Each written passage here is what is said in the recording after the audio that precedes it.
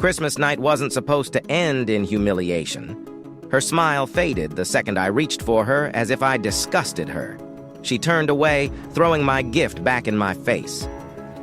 "Find someone else," she said, her voice ice cold. That's when it hit me. I wasn't her husband anymore, just a shadow in her life. But shadows can grow. They can suffocate. Her perfect world was about to unravel, one cruel move at a time. This isn't love. This is revenge. Calculated, cold, and unstoppable. Christmas with family was always a wonderful time. The tree lights sparkled as our children and grandchildren ran around, full of energy and joy, reminding us of our own happy childhood days. At our home, we had special traditions for giving gifts.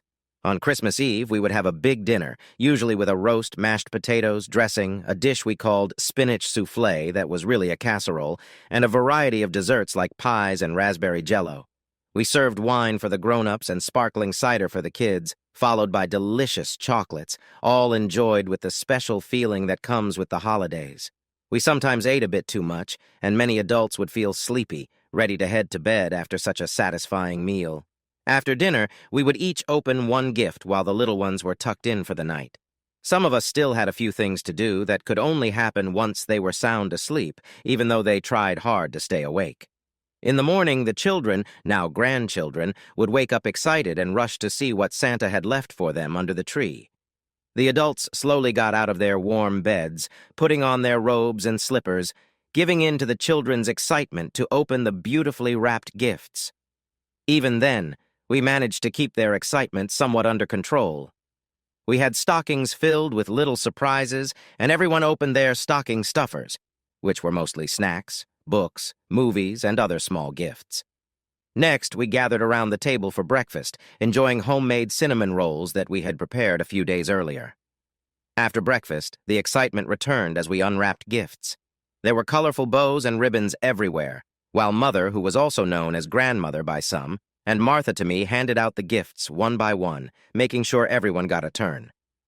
When most of the presents were opened and the special wrapping paper was clear at the base of the tree, I reached into my robe pocket and pulled out a small box for Martha.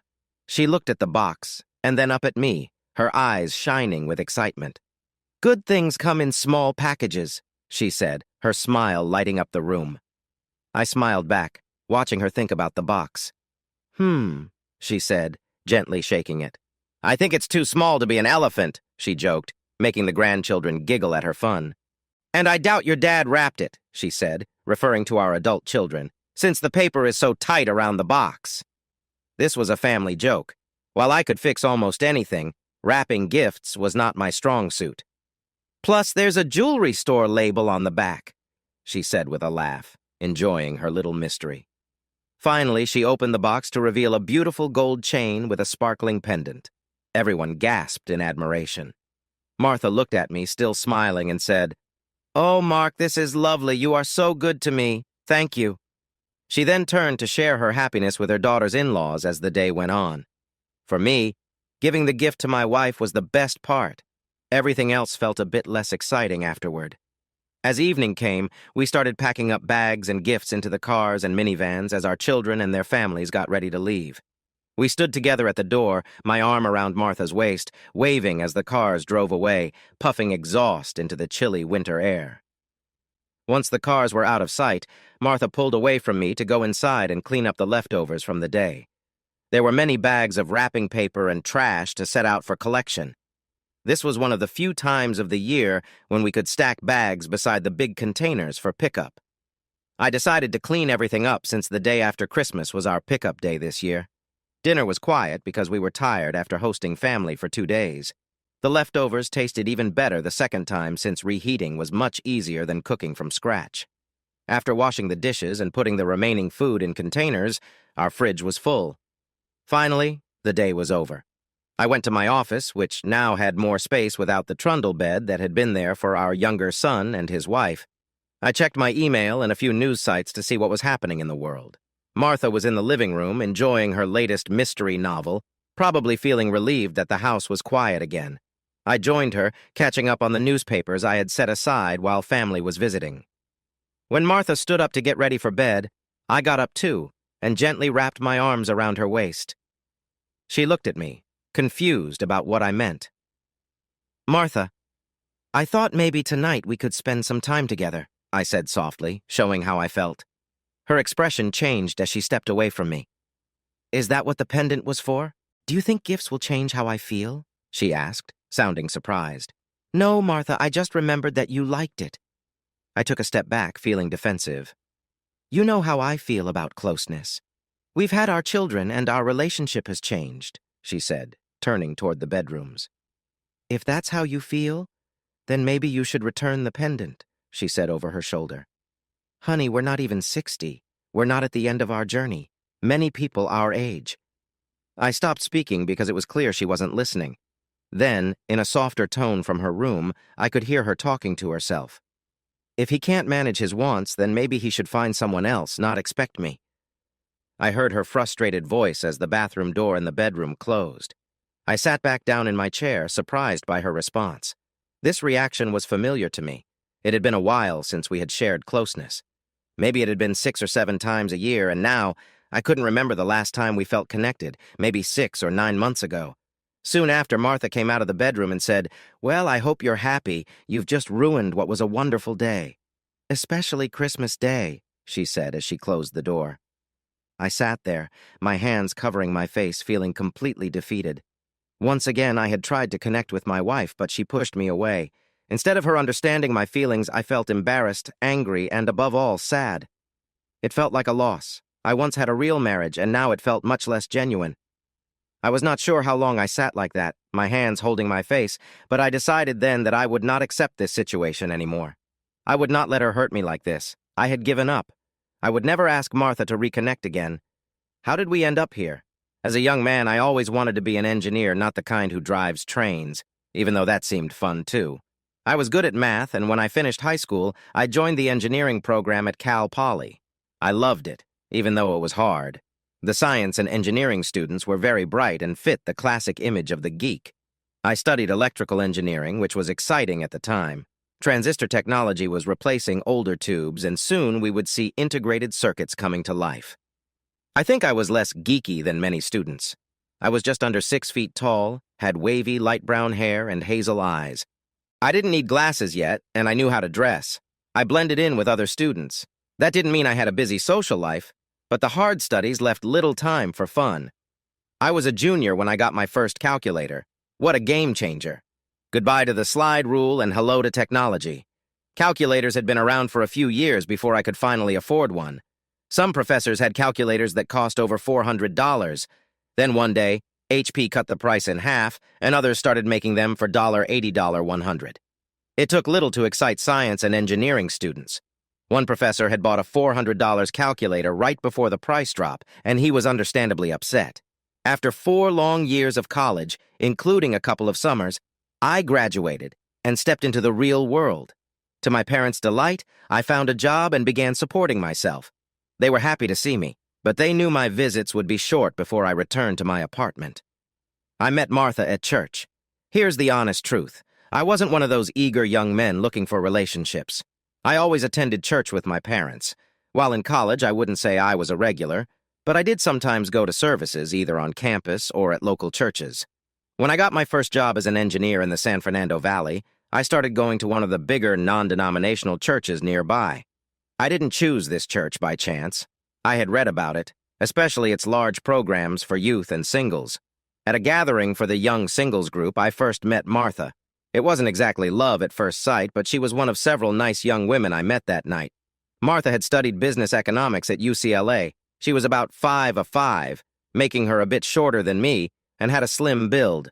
Her dark brown hair fell to her shoulders, and her light blue eyes stood out. She smiled easily and seemed comfortable in a crowd. That first night, I talked to her for around 10 or 15 minutes before moving on to chat with someone else. The way these events worked, we had to keep our conversations brief. I spoke to 6 or 8 different women during the evening. As the night came to an end, Martha came back to me and handed me a piece of paper. She mentioned how much she enjoyed meeting me, and it had her phone number written on it. I later found out it was actually her parents' number since she still lived at home. Our relationship followed the usual path at that time, especially within our church community. We met each other's parents, went on dates in public places, joined group activities, and built a strong friendship before getting closer. About a year later, we got married by our pastor at the church, with our family and friends around us. After the reception, which had only a little alcohol, Martha and I went to our hotel suite, starting our new life together. The next morning, we took an early flight to Hawaii and spent the week enjoying the beaches, holding hands and taking part in different activities. When we returned home, we were in love and discovered that Martha was expecting our first child. It was a wonderful start to our life together. Once back, we settled into our everyday routine, living together in my apartment, as Martha moved out of her parents' house and into this new phase of her life. We both worked in the valley, near my apartment. I was with a company mostly known for its defense work, but we also provided services for civilian radar systems. I worked as an engineer, focusing on creating and testing new systems. This job matched my studies and brought new challenges throughout my nearly 30 years there. Over the years, our systems changed from using vacuum tubes and wired circuits to solid-state devices and advanced computer controls. Martha worked at one of the top insurance companies in the Valley, mainly in the accounting and finance department. She took a few years off when our sons, Dan and Josh, were little, but returned to her job, regaining her senior position. At first, she worked part-time and later moved back to full-time as the boys got older. Like many people in those stable times, we spent most of our careers at one company, which seems unusual today. While my job was fulfilling, I became a bit bored as the defense budget changed. The work shifted more towards making small improvements rather than big innovations. I felt it was time for a change. After years at the company, I was in a good position for retirement. At 54, I figured I could keep working for another 10 years, but retiring early sounded just as good since my job was becoming a bit tedious. When the company offered a special early retirement plan, I eagerly accepted.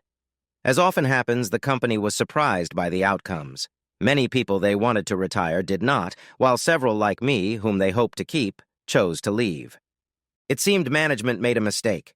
Regardless, I soon found myself retired, but with a consulting agreement that allowed them to hire me for my expertise at a higher pay. Even better, I got a teaching job at a local junior college in their engineering program. It felt fantastic to be in a new role. I taught several lower-level engineering classes and occasionally math classes as needed. I discovered that I really enjoyed teaching, and after 3 years in the classroom, I felt professionally happy. Martha continued working at the same insurance company where she began so many years ago. Now, she was one of the directors in her group and had a good chance of becoming the vice president of finance when the current one retired. That Christmas Day evening, I sat in my chair for a while. Finally, I got up and walked down the hallway to our master bedroom. As I entered the bedroom, I looked at the king-sized bed. We had used a queen-size bed for most of our marriage, but a couple of years earlier, Martha decided to move into one of our son's old rooms, which we had turned into a guest room. She told me she had trouble sleeping next to me, and I could see why.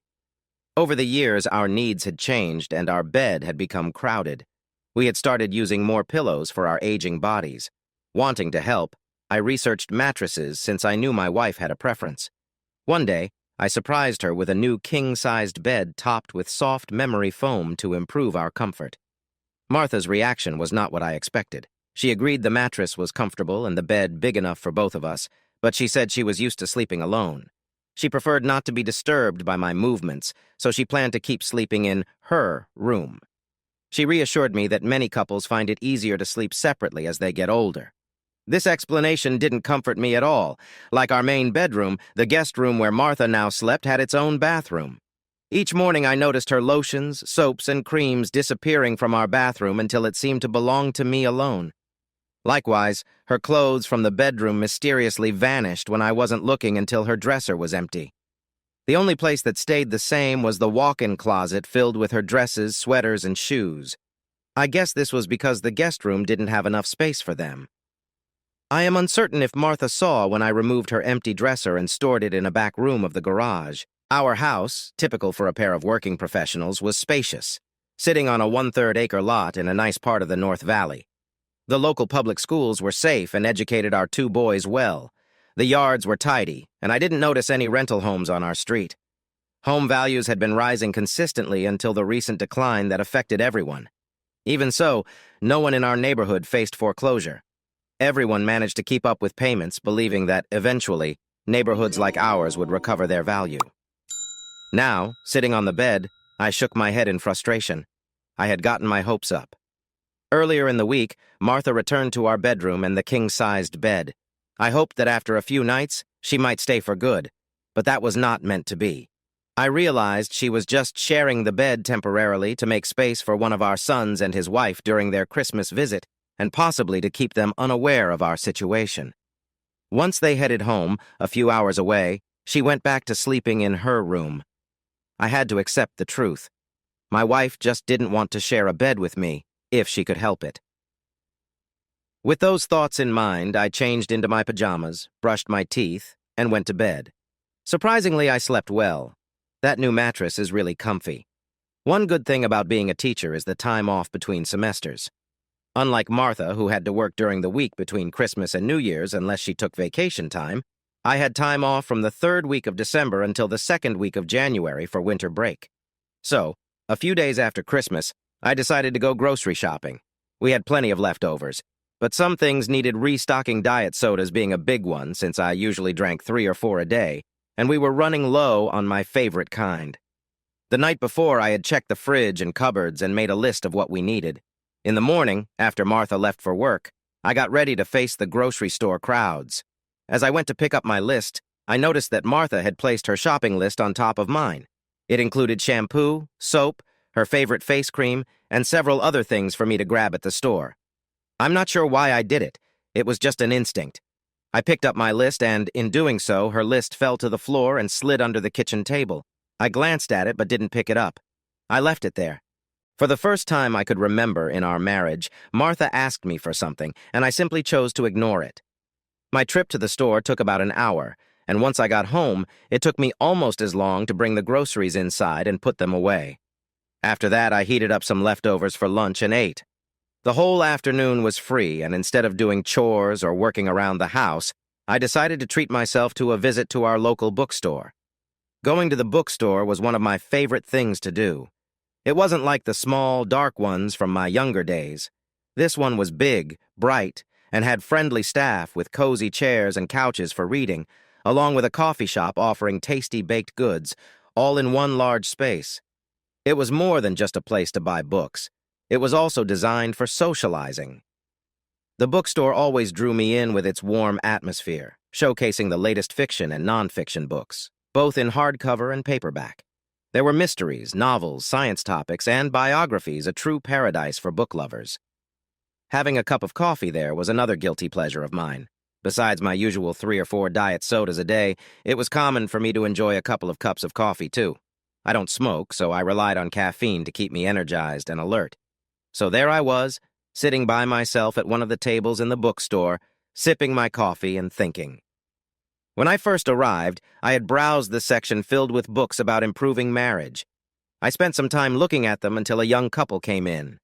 Being there at my age, after over 30 years of marriage, felt a bit uncomfortable. I quickly turned my attention to a psychology book instead and left the area without hurrying. As I thought about it, I realized that getting another book wouldn't change much. I had read enough already, and it hadn't helped. Even when I was young and newly married, I understood there were things other couples experienced that Martha and I did not. Being an engineer at heart, I sought out manuals on relationships and read up on them.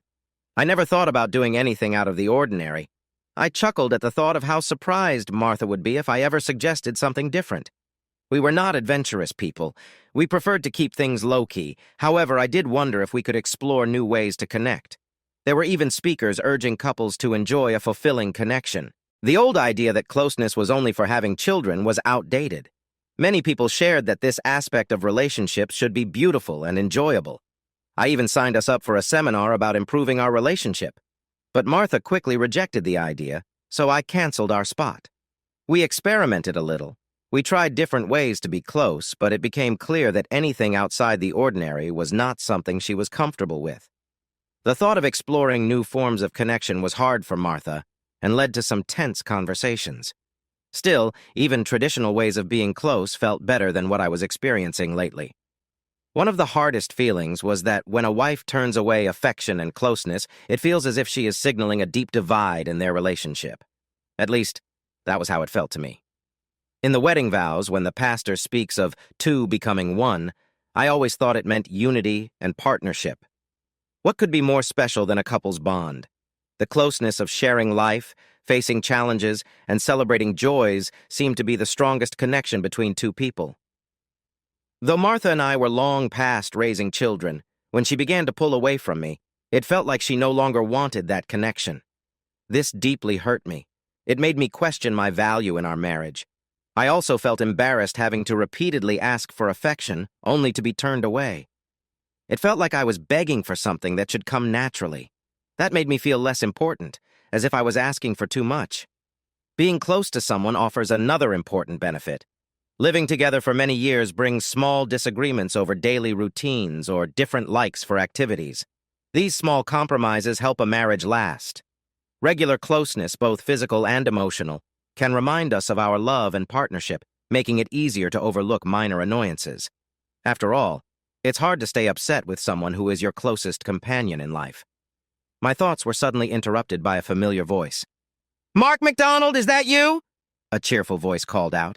I looked up and saw an old family friend, Stephanie Michaels, by the table. I quickly stood up, surprised but happy to see her.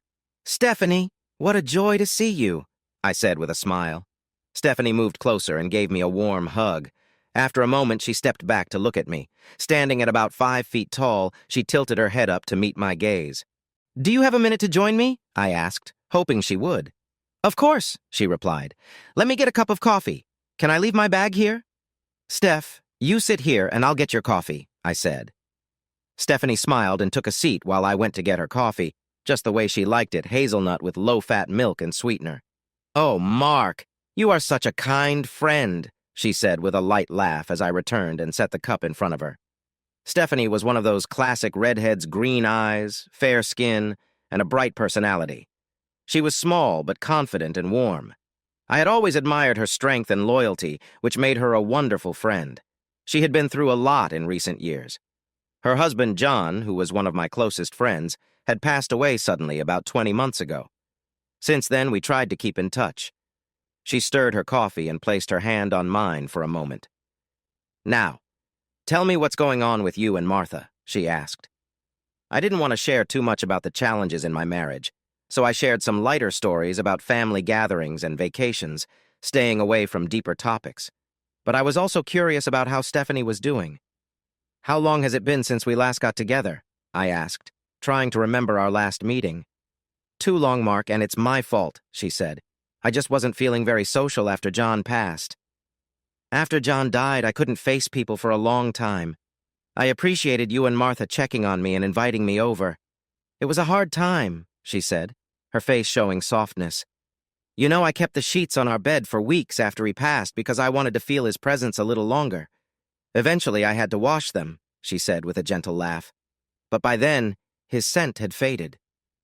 After I finally put clean sheets on the bed, I would take that old sweater and hug it while I slept," she added, but then a smile appeared on her face. "But I'm doing what I believe John would want me to do, and I'm getting my life back. In fact, I'm going to be spending more time in your area," she said with a grin. "How's that?" I asked, curious about what she meant. "I'm starting a couple of classes at the community college next semester. Fun things like creative writing and ballroom dancing." "I don't expect to take any of the classes you teach," she replied, looking excited. "What? You don't dream of taking Intro to Mechanics every night?" I joked. "No, Mark," she teased back. "I don't think I've ever wanted to take Intro to Mechanics. I don't even know what it is." I tried to look serious as I replied, "It's probably for the best anyway. I would dislike being seen as giving special treatment to a young student in my class, but since you are one of my favorite people, I might have to do that." "Mark, you're so funny," Steph said, clearly enjoying our chat. "First, you're just a couple of years older than me, so much for a young student. And second, I know the college president and your wife. If you don't let me get by easily in your classes, I might have to use that." "All right, I give up." I raised my hands in a playful gesture. "Do what you want with me." Stephanie smiled widely and leaned closer to whisper across the table. "Listen, don't make jokes like that to someone who hasn't had much fun in a while." I felt a warm blush on my cheeks. It had been a long time since someone complimented me like that, and it truly lifted my mood. Seeing my reaction, Stephanie continued, "Anyway, I start classes on the Tuesday after the semester begins." "That's great," I replied excitedly. "Then we can grab coffee or lunch together at school. I would really enjoy that." "I look forward to it," Steph agreed, then paused before saying, "Do you remember how we used to joke that if we were stranded on a desert island, we wanted John and you there? John could help with any health issues, and you could fix everything else?" "Of course. Those were good times," I smiled as I responded. They really were special times, but sadly in the end, John couldn't take care of his own health. I began to think about the memories with John and Stephanie. Noticing I seemed a bit lost in thought, Steph interrupted, "Earth to Mark." Snapping back to the moment, I smiled and looked at her. "I have to go now," she said as she stood up. "But I'll see you at school." "Promise?" I asked, standing up as well. "Promise," she replied. Then she reached up and I leaned down for a quick kiss near the corner of my mouth. It was a small gesture, but it was the nicest I'd had in a while. That evening I was getting dinner ready when Martha came home. Saying I was preparing dinner might not have been accurate. With the kids away, we had started buying ready-made meals for two that mostly just needed heating in the oven or microwave. In reality, I was simply warming the main dish and veggies and mixing a pre-made salad with croutons, eggs, and bits of nuts and cheese. I set the dishes and silverware on the table.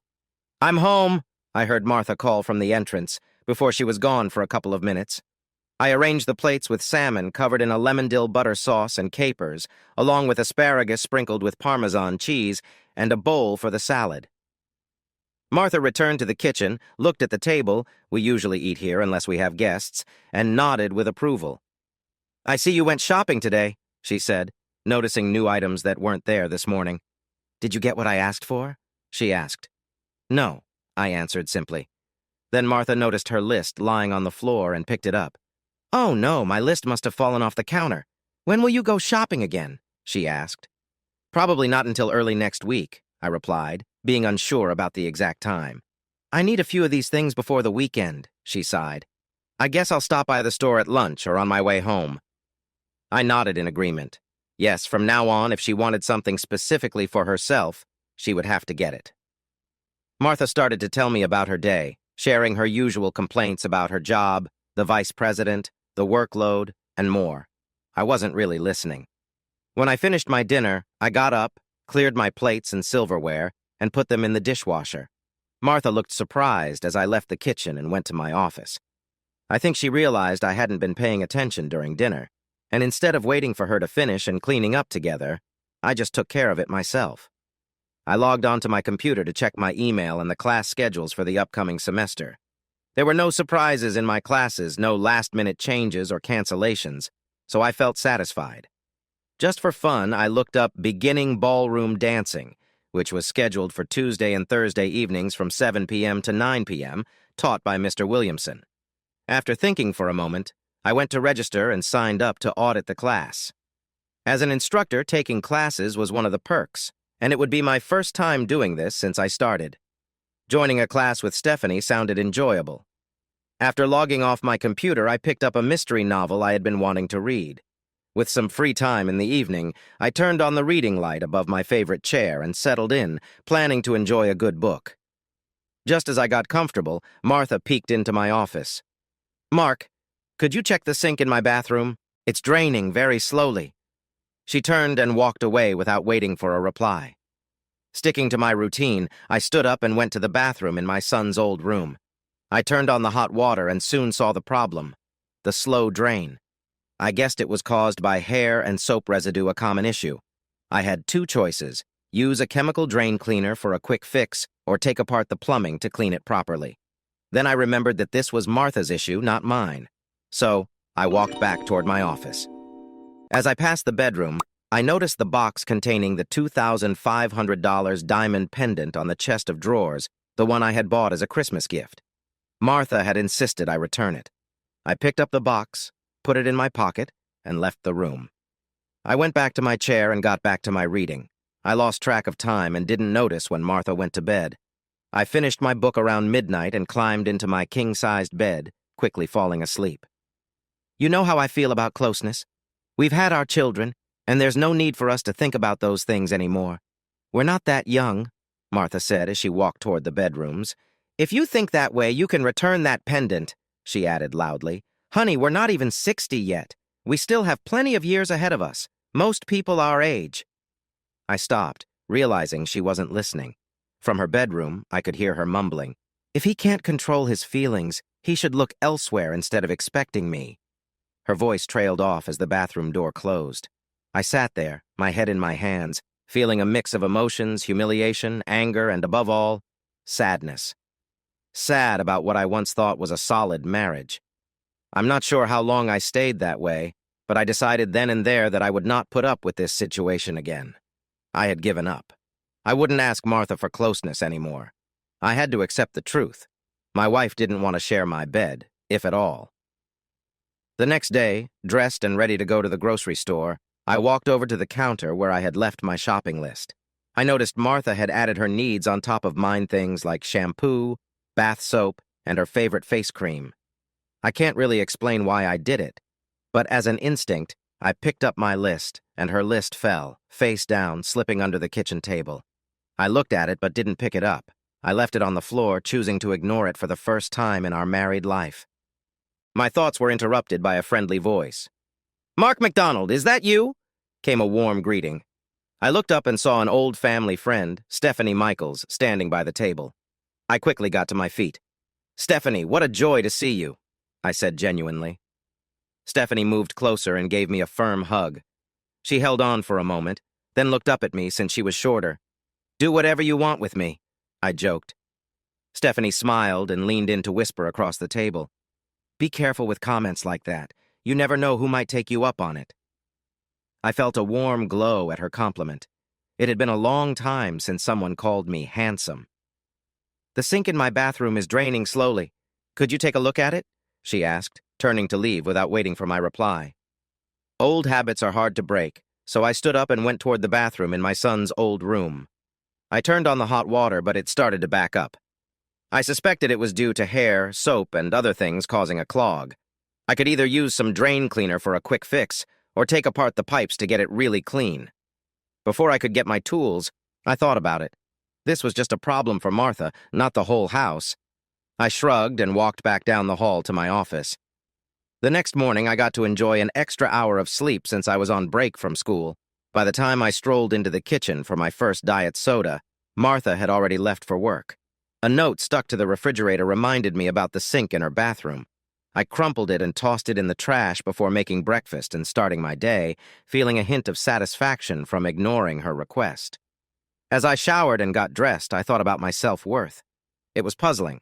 I kept clean and dressed well. I wore slacks and collared shirts instead of casual jeans. My weight stayed stable, and I walked a couple of miles most days. Even with my grooming and health, it still puzzled me why my wife seemed disinterested. At 10:10 a.m., I drove to Tom's Gold and Jewelry and pressed the buzzer at the door. When I entered, Tom greeted me, as he always did. "Mark, what can I do for you today?" he asked with a friendly smile. "Tom, I need to use your 30-day money-back policy this time," I replied, placing a diamond pendant on the counter along with the receipt. "No problem, Mark, but may I ask why?" "It's a lovely diamond," he said, looking closely at the pendant. "It turns out Martha didn't really want another piece of jewelry for Christmas this year," I explained, stretching the truth a bit. "Well, that happens. Does she want to do something else?" he asked as he started the return process. "Something like that. You know how it is. I'll figure it out when I can," I replied, showing my uncertainty. Tom laughed at that. "When you figured out what women want, let me know." I mentioned that I should bring in some valuable jewelry I had collected over the years for a new appraisal. "Sure, whenever you want," he said. We shared a few more jokes and laughed until he handed me a check for the amount, and I walked out. My next stop was the bank. For once, instead of redepositing the check, I cashed it. I wasn't sure what I wanted to do with the money, but I had been thinking about getting a new shotgun, maybe a Ruger over and under, or a semi-auto Benelli in 12 gauge. I would think it over. I went back home briefly to put most of the money from selling the diamond into my safe. Along with my guns, I stored other important items there, like passports, birth certificates, and house documents. I also kept a box with some of Martha's more valuable jewelry, and a cash box for when I had extra money around. What I was planning next was a leap into the unknown for me, and I didn't want to have $2,500 in cash on me. It was nearly 11:30 when I pulled into the back parking lot of a simple building that said Oriental Massage on the front. I was relieved to find a back entrance so I could enter without being too noticeable. Yes, many think that a massage parlor might be a cover for something else. I had heard some guys at the Trapanskeet Club mention the same thing about this place. My presence there showed my desperation and frustration. I entered from the back, but the service desk was still at the front. I walked down a long hallway with numbered doors on each side. There was incense burning, creating a sandalwood scent. I found that smell comforting, and it relaxed me. At the desk sat a woman in her mid-40s, looking bored. She wore a tight-fitting dress with a shiny fabric and small wooden buttons. She glanced up as I approached, giving me a polite smile. We quickly went through the initial steps. No, I had never been there before. A massage cost $40 for 45 minutes and $50 for an hour, and yes, she could fit me in right now. I paid the $40, not including a tip, and was directed to room number 6 near the back of the building. "You go, see Pearl. Pearl, very good massage. You like very much," said the attendant as I walked down the hall. I wasn't sure if she meant I would like Pearl, the massage, or both. I knocked softly on the door and a voice invited me to enter. As I stepped inside, I looked around the room. The walls were painted in a soft pink color, and there were several simple prints hanging on the walls that looked inspired by Asian art. A couple of charts displayed an outline of a human body with various points highlighted, along with some calligraphy that I assumed was Chinese. I wasn't certain, though. There were a couple of tables against the walls with bottles and racks of white towels, similar to what you would find in hotels. In one corner, there was a small changing area with a curtain that could be pulled for some privacy. The lighting was soft and calm, and in the middle of the room stood a massage table, covered in a clean sheet. An Asian woman stood at the far end of the room, and I figured she was Pearl. Pearl came over, and we introduced ourselves. She was Pearl, and I was Mark, which she turned into Mr. Mark. "Okay, Mr. Mark, you can hang up your clothes here," she said, pointing to a hanger in the small changing area. "You can change and lie down on the table. You can use a towel for covering. Then I will come back." After that, she left the room. Sure enough, when I had changed and was lying on the massage table with the towel over me, she quietly came back in. Pearl appeared to be in her mid-30s. She was fairly short, about 5'4", and while not heavy, she seemed strong. I wasn't sure what her background was. Pearl picked up a bottle of almond-scented oil and poured some onto her hands. She began massaging my back, starting at my toes and working her way up. When she reached my midsection, she adjusted the towel slightly but kept it in place, then continued working from above. It was a wonderful massage, and I could tell I would feel relaxed afterward. She even massaged my scalp and head before asking me to turn over. Now, on my back, Pearl continued down my body, including my hands and fingers, and then spent a minute or two on my feet. I must admit I had never had a full-body massage before, and it felt incredible. So far, everything had been pleasant, and there was nothing said that hinted at anything more than a normal massage. That was when Pearl returned to the top of the table while wiping her hands with a towel. "Mr. Mark," she looked at me closely, trying to read my feelings. "Are you a police officer? Are you trying to trap Pearl?" "No, Pearl," I replied. "I'm not a police officer. I'm a teacher." She walked over to my clothes hanging nearby and gently touched them. I felt a bit uneasy, but I realized she was checking to see if I had any hidden devices. She also picked up my wallet and handed it back to me. "Can you show Pearl your ID? Please open it so I can see you don't have a badge," she asked. I did as she said, and her face lit up with a smile. "Good," she said softly. "Do you have an extra $25 tip for Pearl? I promise to give you a very relaxing experience. It's good for relieving stress." I took out $25 in cash and gave it to Pearl. She put the money in her pocket and returned my wallet to me. Pearl, with a warm smile, picked up a warm washcloth and began to massage me gently, making sure I felt at ease. She skillfully worked through the tension, and I started to feel calm. "You smell nice," she said as she continued. It was clear that Pearl had a gift for helping people relax. She took her time, focusing on comfort and relief. She expertly worked on my shoulders and back, creating a soothing atmosphere. After a while, she finished up and used a towel to dry me. She smiled, satisfied with her efforts to help me feel better. "Mr. Mark, next time you come back, bring an extra tip, and I will give you an even better massage." she said proudly. "I enjoy helping people relax." I thanked her and promised to think about it next time. After that, I got back into my car, feeling unsure of what to think or feel. I drove to a nearby park where I could walk around a small pond and watch the ducks. I settled on a bench under a pepper tree. My emotions were mixed. I tried to understand them. Part of me felt happy. Even though I only had a simple massage, it was more satisfying than anything I had experienced in years. I found myself wondering what an even better massage from Pearl would be like.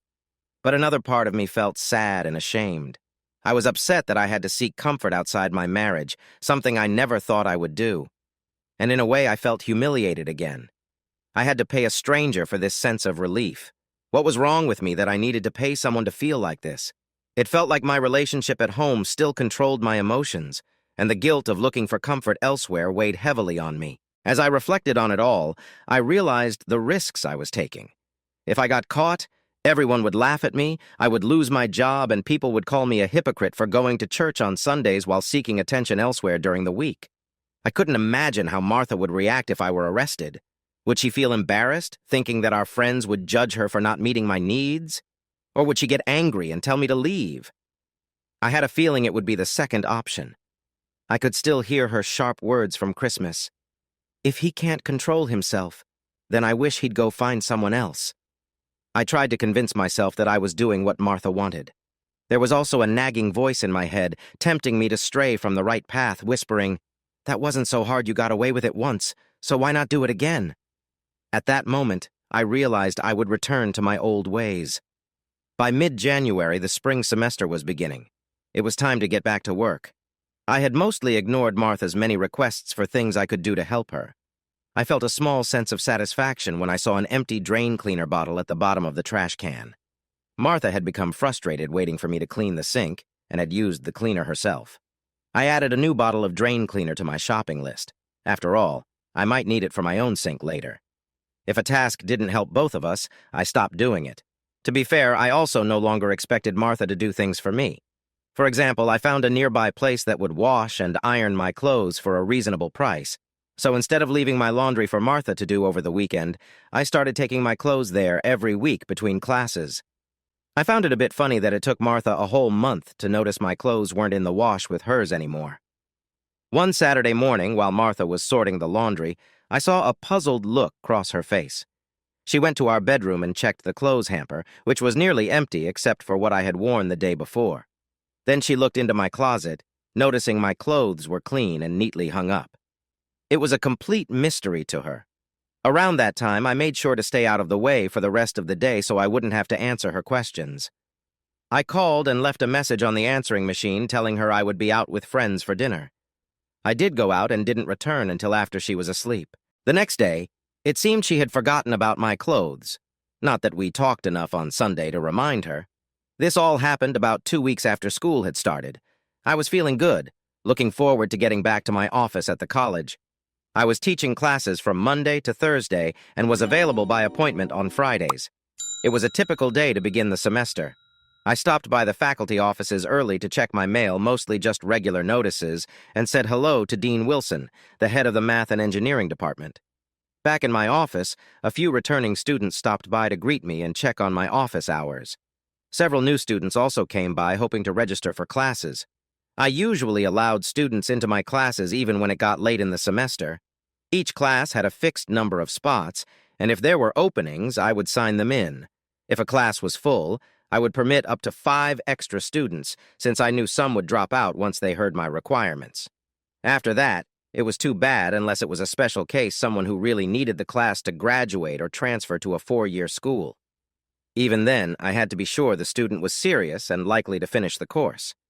In those situations, I would let them in, but I didn't do that very often. On Mondays and Wednesdays, I taught 2 engineering classes, one from 8 o'clock to 9:50 a.m., and the second right after that from 10 o'clock to 11:50. After that, I had a break until 2 p.m. when I taught a pre-algebra class called Intro to Math. Here at the college, it was important to help students who had difficulties with math in high school. I had just come back to my office from my 10 o'clock class, sitting and sorting through the mail I had picked up earlier when I saw a mop of red hair at the open door. "Is this the office of Mark McDonald?" The terror of the engineering department, ruler of math classes, and nominee for Professor of the Year, came the familiar voice.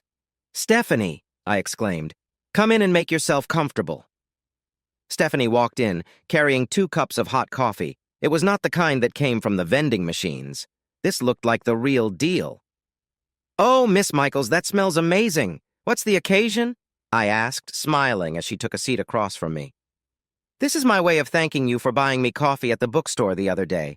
I keep my promises, she replied as she sipped from her cup. I wasn't sure, but I had a feeling that this cup of coffee was something special. Maybe it was just a sweet flavor, but I believed it was a special blend. I don't think the coffee at the bookstore tasted quite like this. I paused, thinking of a good word. Delicious.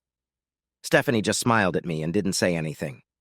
We sipped our drinks for a little while in comfortable silence, just happy to be with each other. Finally, I said, after you mentioned it the other day, I decided to sign up for the beginning ballroom dancing class. Stephanie suddenly looked excited. Mark, that's wonderful. You don't know how glad that makes me. I was worried I might be the only older person in the class and no one would want to dance with me, she said. Hey, old lady, I bet all those younger guys would be lining up to dance with you, I joked, sensing her true worries behind her playful words. Yeah, sure, she replied, but with a bit more confidence this time. We talked a bit longer, but then Stephanie had to go to her creative writing class. See you tomorrow evening, Mark, she said as she walked out. What Stephanie didn't realize, and would have been surprised if I told her, was that she had made my day. Just seeing her made me feel better. On Tuesdays and Thursdays, I didn't come in until late. I had a class from noon to 1:50 p.m., and then I was free until 7 p.m. when my ballroom dancing class started. This left my mornings clear to run errands and do chores before school. I left a note for Martha saying I wouldn't be home for dinner, so she was on her own. No other details. That is how I found myself on that Tuesday morning back at the massage parlor, with an extra $50 in my pocket asking to see Pearl. Just like my first visit, I walked up to the front desk, but this time I was already recognized. The friendly woman at the desk smiled when she saw me and called me Mr. Mark.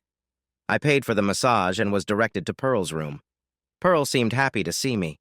I knew some men who had talked about places like this, and they mentioned that women would greet you warmly, pretending to be excited, but it was really about the money. So I kept that in mind. Pearl might treat me like a guest of honor, but I understood that I was just a customer. Even so, it felt nice to be welcomed by a younger woman as if she had looked forward to my visit. The first part of the service was just like my first time, a wonderful full-body massage. I realized that not only did it help me relax, but having someone touch me in a caring way was comforting. After the session, Pearl cleaned her hands and came over to me again. You bring an extra $50 this time? She asked, smiling hopefully.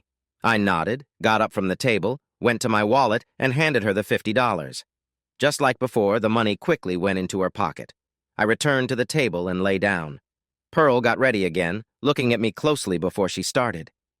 Do you remember the first time someone paid special attention to you? The warmth and feelings were new and exciting. Now imagine being an older man, experiencing that attention in a unique way. It feels almost surprising, right? Pearl's skill made it last longer than I expected. She worked carefully, bringing me close to a nice feeling before easing back, creating a rhythm that was both exciting and different. After a while, she finished, cleaned up, and chatted easily with me while I got dressed. So, Mr. Mark, how do you like my style? Very good, yes? She asked with a little laugh. I think I'm quite good at what I do. Some people might not appreciate it. I didn't want to show my lack of experience, but at that moment, all I could think was, so that's what I was feeling. Pearl, I said, smiling, I can say for sure that you gave me the best experience I've ever had. I didn't mention that it was the only experience I'd ever had, but I thought it was better not to spoil the moment with such details. As I was leaving, Pearl was her usual cheerful self.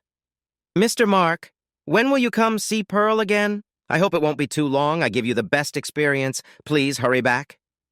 And I knew I would return. Not surprisingly, I walked on campus that afternoon with a bounce in my step. I felt satisfied, even without emotional closeness, just a simple thrill. This time, I felt less guilty than 2 weeks ago, and there was almost a sense of happiness at having a new experience, one I would not have had in my marriage. But I put all thoughts of that behind me as I got ready for class. The beginning of a new semester is always filled with hope and promise. When everyone starts fresh, no papers due, no questions from the professor about reading, and no exams coming up. That was how my classes were that first Tuesday. I felt good, relaxed, and cheerful. What I looked forward to the most was my first ballroom dancing class that night. The hours passed quickly, and around 5 o'clock I left campus for dinner at one of the many affordable restaurants nearby, which catered to students and staff. When I got back to my office, I still had nearly an hour before my class started. I took that time to work on materials for the next day and check my emails. At 10 minutes to 7, just before class was set to begin, I was standing outside the big room in the PE center where the dance classes took place. I was waiting there with several other students, all young women. I began to doubt my decision to join this class. Then Stephanie walked over. "Mark," she said with a smile, "I thought you might change your mind and not come." All the young ladies turned to look at me. I probably turned a bit red. "Not me," I said, trying to laugh it off. "You know I'm stubborn. Mostly I'm just worried I can't dance well." Steph came closer and put her arm around mine, smiling up at me. "You'll be just fine, Mark," she reassured me. Just then, the teacher came over with another young woman and opened the classroom door, saving me from feeling even more embarrassed as we all went inside. Bob Williamson, our ballroom dance instructor, asked us to sit in chairs for a moment while he took attendance. The class had 14 women and 3 men, including me, along with the teacher. It felt a bit uneven to me. Bob called out names, and when he got to mine, he paused. "Dr. McDonald?" he asked politely. "No, just Mr. McDonald. For this class, it's just Mark," I explained, letting him know that I wanted things to be informal here. "Great. One other question. Are you and Miss Michaels here as a couple?" he wanted to know. Before I could answer, Steph spoke up. "First of all, it's Steph or Stephanie, not Mrs. Michaels, and no, Mark and I are just old friends." "Oh, good," Bob replied. With just 4 men in the class, we would need to rotate partners with all the young women. It would be easier if there weren't any expectations about specific couples, Bob explained. He had us all stand up and walk onto the wooden floor of the classroom. There, he introduced his assistant for the night, a student from his studio, who would help show us the steps. "The first step we will learn is called the East Coast Swing," he said. He demonstrated the steps slowly with his advanced student, and we all began to learn how to dance. I didn't become a great dancer that night, but I had a lot of fun trying.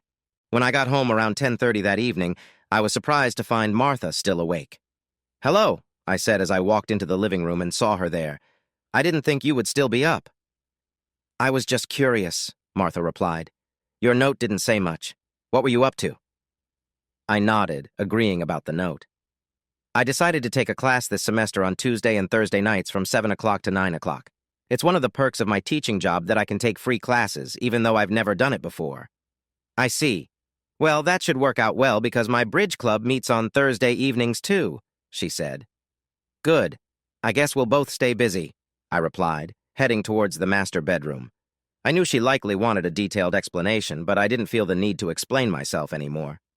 I walked into the master bedroom. If Martha wanted to continue the conversation, she would have to come in. I didn't really expect her to, and I got cleaned up and settled into bed instead. I had an early morning class the next day. I slept well, remembering my enjoyable time learning to dance with Stephanie. The rest of the week went well, and the spring semester was off to a good start.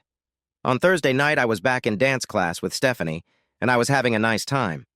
I realized I could remember the dance steps better than the younger men in the class, which was fun for someone my age. Nothing romantic, but apart from Bob, the instructor, the women were happy to practice with me. Bob said my tall and thin build was an advantage for ballroom dancing. I was feeling good about my dance routines. With my brighter mood from dance class and having found a simple way to take care of myself, I became friendlier toward Martha. It was a change since Christmas when I felt a bit shut out by her. But it didn't really matter too much. Our work schedules clashed more than usual since I started taking dance classes, so we didn't have much time together during the week. On weekends, we handled chores and shopping separately. I often spent my weekends outdoors, enjoying activities like golf or hiking in the nearby mountains. In the evenings, Martha liked to read, while I would retreat to my office to read or work on my computer. If I was feeling restless, I would play some games. In short, we didn't spend a lot of time together. Martha seemed okay with it, and I decided not to mention the lack of closeness anymore. Fridays were different for me, even though I didn't teach classes.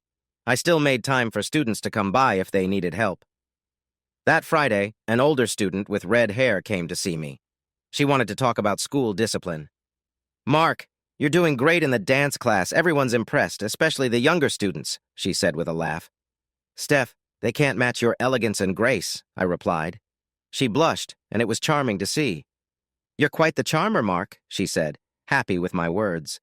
She added, "Did you hear Bob say how important it is to practice? He mentioned that for every hour of class, we should practice an hour on our own." "I definitely heard him," I responded, nodding in agreement. "Okay then?" she asked, tilting her head in a playful way. "What do you mean?" I replied, curious about her question. "Do you have any plans for this afternoon?" she shot back at me. "No, not that I can remember," I said, pretending to check my calendar. "Stop teasing, you know what I want," she playfully scolded me. "I'm not sure.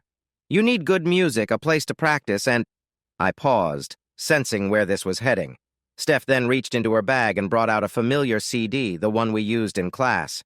"Got the music. Bought it this morning. I even have a room," she said, holding up a key and pointing it at me. "And I have a partner. No more excuses." I wasn't sure how to respond. She had me figured out after some careful thought. We took a short walk across campus and found a room with a dance floor and a CD player. For the next 2 hours, we enjoyed one of the most fun activities that two people can share. We left the door open to let in fresh air. As we wrapped up, we heard someone clapping. It was Bob Williamson, our instructor, standing in the doorway with a big smile. "Looks like some of my students pay attention in class," he said with a laugh, giving Steph a wink before heading to his office. "When your partner seems to lose interest in you, it makes you wonder why." As I got ready, I found myself thinking again. For what felt like the 1,000th time, what was wrong with me? I hadn't changed how I took care of myself. I showered every morning and shaved most days. I used deodorant, kept my nails clean, and brushed my teeth twice a day. I went to the dentist for cleanings and to the doctor for checkups. I took a few common medications for cholesterol and mild high blood pressure, which many people our age do. Nothing that would cause bad odors or breath. Without sounding too proud, I believed I was as well-groomed and attractive as most men my age. I shook my head. It was all a mystery. The atmosphere felt heavy, but I reminded myself to breathe slowly and stay calm. As she worked quietly, she offered professional comments that I barely registered. Her words floated around the room, harmless yet unnecessary. Unsure how to react, I let the conversation drift away. Martha's words from Christmas echoed in my mind. If he can't manage his needs, then maybe he should find someone else. I had tried to convince myself I was giving her what she wanted. A nagging voice whispered to me, "You got away with it once. Why not again?" Stephanie smiled warmly at me without saying anything. "I signed up for that beginning ballroom dancing class you mentioned the other day," I told her. "Mark, that's great. You have no idea how happy that makes me. I was worried I'd be the only older person there and that none of the younger men would want to dance with me," she admitted. "Trust me, older lady, you'd have them lining up for a chance," I joked, sensing the genuine concern behind her playful words. Unbeknownst to her, seeing her brightened my mood. "Did you hear Bob talk about how important practice is? He said we should try to match every hour of instruction with an hour of practice." "I don't know. You need good music, a place to practice, and a partner." I paused, knowing what was coming next. "I have music. I bought it this morning. I have a room," she said, holding up a classroom key. Then she pointed right at me. "And I have a partner. No more excuses." We left the door open to let in some fresh air. As we finished our practice, we were surprised by applause. Bob Williamson, our teacher, stood in the doorway with a big smile. "At least some of my students are paying attention," he laughed, giving Steph a friendly wink before heading off to his office. By early February, I felt a familiar restlessness. It had been a while since my last visit to Pearl, the nice masseuse. Just thinking about it lifted my spirits. Even Martha noticed. "Mark, you're in a good mood today," she said during breakfast. "What's happening?" I looked at her, thinking for a moment if she knew that I found something to make me feel better. But her face didn't show any suspicion. Martha had never been good at hiding what she felt. "Nothing special," I replied, trying to sound casual. "It's just a beautiful day," I added with a smile, changing the subject. Martha took a sip of her coffee. "How's your class going? Did you tell me what you're taking, or did I miss it?" she asked, suddenly curious. "Oh, it's fine, just fine," I said, carefully sidestepping her question. Just then, The clock chimed, and Martha checked the time. "I have to go," she said, grabbing her keys and purse before heading to the garage. "See you later," she waved as she left, a gesture that felt more polite than warm. With her gone, I stayed at the table for a few minutes, finishing my coffee and bagel, lost in thought. I had been reading about unfaithful spouses online, and many talked about the excitement of keeping secrets from their partners. I had to admit, it felt good to know something Martha didn't. I gathered my things for the day, including my dancing class materials, and headed out. As I pulled out of the garage, I switched the radio to an oldies station, humming along with the songs I knew well. As I got closer to the massage parlor, I saw flashing police lights in the rear parking lot and several unmarked cars blocking the entrance. A shiver ran down my spine. It looked like a raid. My heart raced as I drove past without slowing down, trying to be as unnoticed as possible. I parked at a nearby shopping center to think. My hands shook as I stared across the street at what was happening. I remembered the binoculars in the glove compartment. This wasn't exactly an emergency, but I took them out and focused on the building. From where I was sitting, I watched as the police took the receptionist away in handcuffs and put her in the back of a car that didn't have any markings. Then a small group of women, including Pearl, who were also handcuffed, were led to the back seats of another car. I kept watching, and a few minutes later, a bigger vehicle pulled up in front. The door opened, and I could see about 5 men, some in suits and others in casual clothes, all in handcuffs, being placed inside what looked like a prisoner transport van. At that moment, I realized that if I had finished my breakfast just a couple of minutes earlier, I could have been one of those caught in this situation. It would have been my name in the news. What was I feeling then? First, I felt relieved that I hadn't been caught. Then I wondered if I was on some kind of list. I tried to think back. I was pretty sure I never used my full name and always paid in cash, so there wouldn't be any transactions to trace. I wondered if there were security cameras. I couldn't recall seeing any, and would a place like that really be recording its customers? Sitting in the parking lot wasn't helping, so I decided to drive to school and stayed in my office until class. I got through my classes that day and even went to dance class that evening, but it was clear I was a bit distracted. During a break, Stephanie came over to talk to me. "Are you okay, Mark? You seem different tonight. Is everything all right?" she asked. "Thanks, Steph, but everything is fine," I said with a smile, trying to hide my worry. "Just a little tired and stressed, but nothing major." Stephanie came closer and touched my arm. She looked at me with kindness. "If you need anything or if there's something I can do to help, please let me know," she said, sounding like she really meant it. I appreciated her offer, even though I wasn't sure how she could help me. That night, I returned home feeling anxious. For the next few days, I kept looking over my shoulder, as though I expected the police to approach me in class. I kept imagining it. "You are under arrest, Mark McDonald, for wrongdoings. Please come with us peacefully," was how I pictured it in my mind. There was a small article in the paper about the police action, mentioning a woman in charge of the massage place but using her real name. She was accused of running an illegal business. It noted that 5 women were arrested, but their names weren't shared, and the clients were taken in for questioning and then released. In the end, it didn't seem like anyone was very worried about closing the local massage place down. I felt relieved that there wouldn't be any problems for me, but it made me think about the risks I had been taking. Would it have been better to deal with my own discomfort instead of facing the possibility of being arrested? I realized that if it was easy for me to find out about these services, it would be just as easy for the authorities to discover them. This made me reflect on my choices. It's funny how life continues on. After what I thought was a close call when I almost got caught at the massage parlor, I got over the scare and returned to my regular routine. These days, my dance class had become something I looked forward to. We had just finished learning the East Coast swing and were starting the foxtrot, hoping to get to the waltz and maybe learn one more dance by the end of the semester. Spending time with Stephanie brought me some of the connection I used to have with Martha. I didn't mind that the younger women in the class wanted to dance with me either. One evening during a break, Stephanie pulled me aside. "Mark," she said with a laugh, "all the young women in our class wait for their turn to dance with the men. They like your broad shoulders and athletic build. They even say, 'Not bad for a professor.'" "And how do you know this? Why are they telling you?" I asked, thinking she was joking. "Because I tell them that I agree," she replied, laughing even more. She always makes me blush. Luckily, we were outside where it was a bit dark. One reason I enjoyed the dance class was our teacher, Bob Williamson. Bob was patient and supportive, allowing everyone to learn at their own pace. We practiced our basic steps first without music, so we wouldn't struggle with the rhythm until we had the steps down. The first few times we danced to music were still challenging.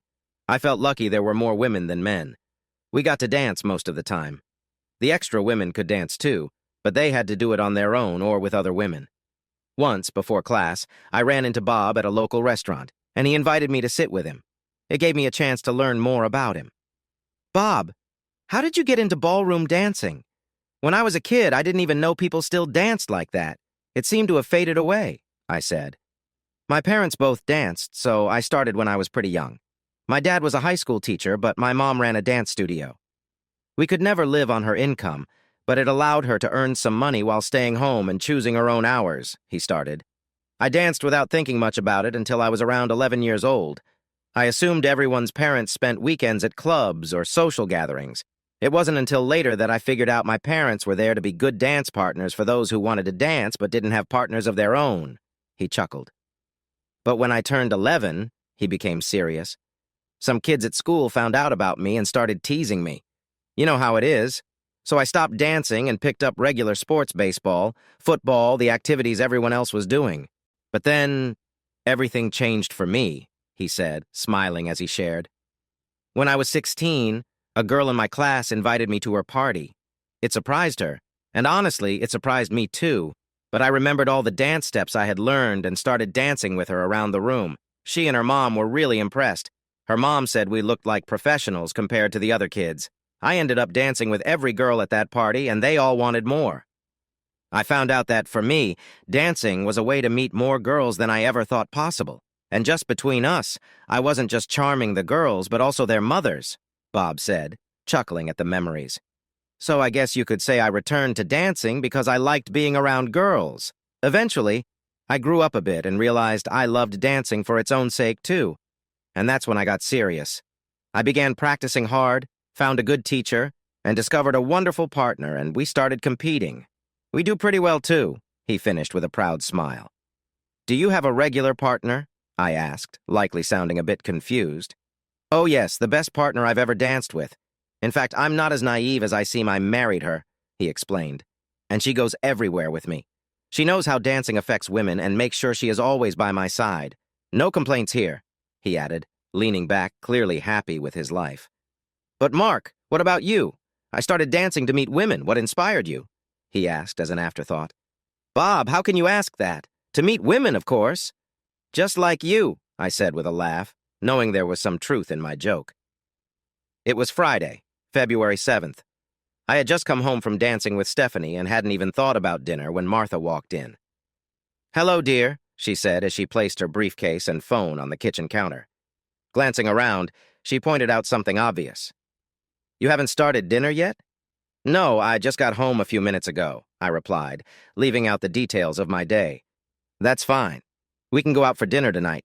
Can you believe we haven't been out together since before Christmas? In fact," she noted, "we haven't spent much time together in a while." It seemed like a good time to see if Martha was aware of any problems in our marriage and if she wanted to address them. I was ready to try. "That sounds good. Do you have a place in mind?" I asked, thinking about which restaurant we could both enjoy. We ended up picking a local Mexican restaurant that offered delicious food, fair prices, and great drinks. Pepe's place was just as good as we remembered, and we enjoyed our dinner. We each had one of their special drinks, made with a high-quality tequila that gave it a nice taste. After a few more sips, we felt relaxed. Martha chatted about her job, wondering when the vice president would retire. She shared some gossip she heard at her bridge club about people around town and even mentioned a recent issue involving a police visit to a local business. I mostly listened and talked about the classes I was teaching, focusing on my students since she wasn't familiar with the subjects. I also updated her on a few colleagues she knew from our campus events. When she asked about my dance class, I simply changed the subject. That was my private hobby. On the way home, it was clear the drinks had brightened Martha's mood. She reminisced about happy moments from our earlier years together, before the kids had grown up and moved out. We parked in the garage, and after closing the door, I went to help Martha out of the car. She smiled and put her arm around me as I helped her stand up, holding her hand to keep her steady as we walked into the house. Once inside, she wrapped her arms around my neck and pulled me closer. I started to wonder about our relationship. "Mark," she whispered, "you're an amazing guy and a great husband. I appreciate you taking me out to dinner." I was about to share my thoughts when she gently touched my cheek. Before I could say anything, she went into her bedroom and closed the door. I stood there, surprised. It had been a long time since I felt something like that. After a moment, I shook my head and started my nightly routine. I checked the doors to make sure they were locked, turned off the lights, and walked back to my room. Thankfully, the drinks helped me fall asleep quickly. I lay there for a while, still awake, thinking. I didn't understand why I expected more from her. It reminded me of a cartoon where one character always teases another with a promise that never comes true. The problem with Martha and me was that whenever I felt let down by our lack of closeness, I pulled away from her. I didn't want to ask for more connection, while she seemed happy with things as they were. This only left me feeling hurt when I tried to talk about it. Our conversations often ended abruptly, which added to my frustration. Somehow, whether Martha realized it or not, she didn't. As far as I could tell, I started to think about finding friendship elsewhere. I began to see our marriage more as simply living together instead of being partners. It's interesting how people say women are more aware of emotions and unspoken feelings in relationships. Maybe Martha didn't notice at all or thought our marriage would be fine without much effort. The next day, Saturday, we planned to visit my younger son, Josh, his wife, and their 2 kids. After the previous night, I would have preferred to skip going with Martha, but I promised Josh I would help him with some projects. Their home was a bit farther than our older son's, about a 2.5-hour drive. We needed to leave early to spend time with them. This worked out well, too, because in Los Angeles, even on weekends, the traffic could be heavy on the main roads. So we left at 7 a.m. and arrived before 10 o'clock. It was always a joy to see the grandchildren. Our visit to Josh's had a purpose beyond just seeing them. While the women took the kids to a local park, Josh and I got to work. Josh was quite handy, but for some jobs like running wires from the attic through the walls, it's easier with 2 people. He was wiring his whole house for TV, phone, and internet connections. He, like me, preferred using cables instead of wireless for security reasons. So we worked together to connect a few hundred feet of cable. In the afternoon, the women and children came back. While they started making dinner, I slipped into the guest room for a short nap, a weekend habit I enjoyed. Dinner with the family, especially with little ones around, was lively but fun. Do you remember the saying from old? "I hope you have kids just like you." It certainly applied to Josh. By the end of dinner, he was worn out, but I was happy it wasn't me this time. We could have stayed overnight since Josh and Nancy invited us, but Martha wanted to head home. She said she could only handle the grandkids for so long before she got tired, but I had my suspicions. Sharing a bed at Josh's probably made her hesitant. The drive home was quiet since I had little to talk about with Martha. She fell asleep, leaving me to focus on the dark road. I suddenly felt quite alone, even though I was sitting right next to my wife. By the 4th week of the semester, everything became routine. The same classes, the same students, the same assignments. It was comfortable in many ways. Outside of home, I was doing well and felt fairly happy. I continued to enjoy my dance class and thought I was getting better. The next time I was invited to a dance event, I felt confident that I would be much more comfortable than I had ever been before. Bob was right. With some lessons and practice, you could really improve on the dance floor. In that sense, if someone just wanted to feel good at dancing, it didn't take long to get there. But dancing, I thought, was like bowling or playing sports. You could have fun with friends with just a bit of practice, but to really compete takes years of hard work. Dancing needed more time to learn the basics, and I admired how much effort professionals like Bob and his wife put in. This year, Valentine's Day was on a Friday, right at the end of the week. On Thursday night after class, Stephanie talked to me. "Mark, I won't be able to practice tomorrow," she said. "Oh? Why?" I asked, a bit disappointed since I was looking forward to our afternoon sessions. "Nothing major. I ordered a new trash compactor and dishwasher for my kitchen, and I need to be there when they deliver them in the morning," she explained. "Got it," I replied, trying to be understanding. Stephanie then looked a bit annoyed. "Do you know how much they want to charge me for installation? Almost $300 for both," she said, sounding frustrated. "Let me tell you, Steph," I interrupted. Installing those isn't that complicated. Why don't you call me when they arrive? I can bring some tools and help you out, I suggested. Oh, Mark, that's really kind of you, but I shouldn't, she began. Steph, it won't take me more than an hour or two. I've done installations at home and for friends. It's mostly just connecting a few things, I explained. Stephanie smiled brightly. That would be great, Mark. Okay, I'll call you tomorrow, she said before heading home. The next day was Valentine's Day, and this year things felt different. I wasn't giving my wife flowers, I wasn't buying her chocolates, I wasn't even getting her a card, and I wasn't taking her out to dinner. It freed up my day since I didn't have to think of ways to make her happy. I did stop by a flower shop briefly, but it was for someone else. As expected, Stephanie called me at 10:30 to let me know that her new appliances had arrived. I checked the time and made a suggestion. Steph, how about we meet for lunch at Le Canard first? Then I can follow you to your place to help with the installation, I proposed. That sounds great, Mark. I love Le Canard, but we should get there early. It's Valentine's Day, she replied cheerfully. All right, I said. Let's meet there at 11:30 if that works for you. I made reservations because I knew it would be busy on Valentine's Day. When Stephanie arrived looking lovely in her floral dress, I handed her a long yellow rose which symbolizes friendship. Stephanie, I'm so glad you could join me on this beautiful Valentine's Day, I said. It truly was a wonderful day in Southern California, with temperatures in the low 70s. Mark, thank you for inviting me. You're sneakier than I thought, she laughed. When I tried to check for a reservation, they said it was too late. So I asked if they had one under McDonald, and there it was for a party of 2. I smiled as the waiter seated us, with Stephanie keeping the yellow rose close. For Valentine's Day, the lunch was set at a fixed price, but that was fine. The food was delicious. We started with lobster bisque, followed by filet mignon on mashed potatoes with wilted spinach and mixed vegetables, ending with a choice of crème brûlée or Napoleon. A glass of red French wine chosen by the chef was served with our meal, and coffee or iced tea came with dessert. We felt happy with our choice for lunch. Stephanie and I talked mostly about school, dance class, and other light topics.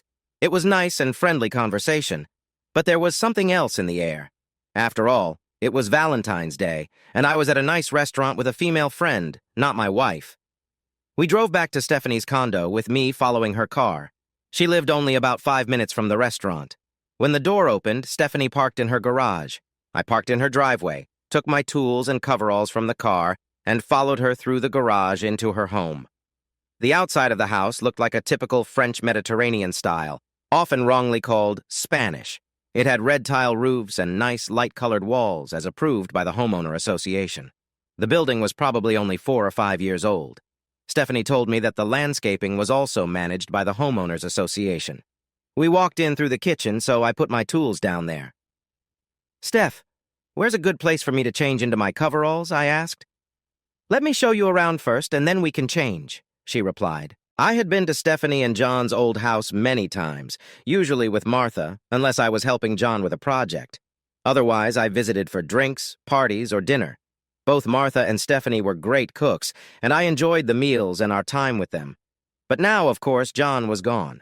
The condo was split level, with an entryway, living room, kitchen, dining room, and a small bathroom on the lower level, and 2 bedrooms and 2 bathrooms upstairs. This place was not cheap. It was in a gated community for people over 50. Even though they called them condominiums, there was space between the homes, so they didn't share walls and were separate buildings. It felt more like individual houses to me. One of the lucky things, Stephanie explained, is that John left me in good financial shape. He had a good amount of life insurance, maybe because they got a special group rate at the hospital. He also had his own retirement savings. His partner sold his share in the business, so I received a good amount for what he had invested. When I sold our old house after he passed, it was at the peak of the market, and I did very well there too. She continued, I was lucky that I rented a small place for 6 months while looking for something smaller. That was when the real estate market changed. When I finally discovered this place, I got an amazing deal, she told me, clearly proud of herself. It's a really nice area, I said, and it has a double garage, perfect for keeping tools. I realized I had made a mistake when I noticed a change in Stephanie's expression. I had reminded her of John. I'm sorry, I just meant... I stammered, feeling embarrassed. No, Mark, it's okay, she replied with a smile and touched my arm, showing me she wasn't upset. You can change in the powder room while I put on my work clothes upstairs, she said. Then she walked up the stairs and I couldn't see her anymore. I put on my coveralls and started opening the boxes with the new appliances when Steph came back down. She had changed into jeans, sneakers, and a big sweatshirt. All right, she smiled. What can I do to help? With that, we got to work.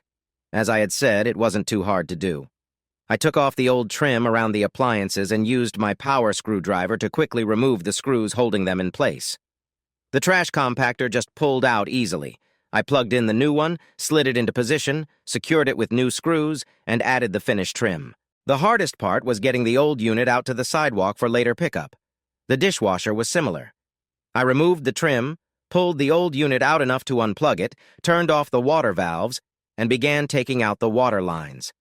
Then, of course, one of the old valves wouldn't shut all the way, and it started leaking a bit.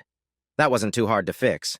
I just turned off the main water supply, removed the water line, took off the valve, and Steph and I ran to the local plumbing store to buy a new one.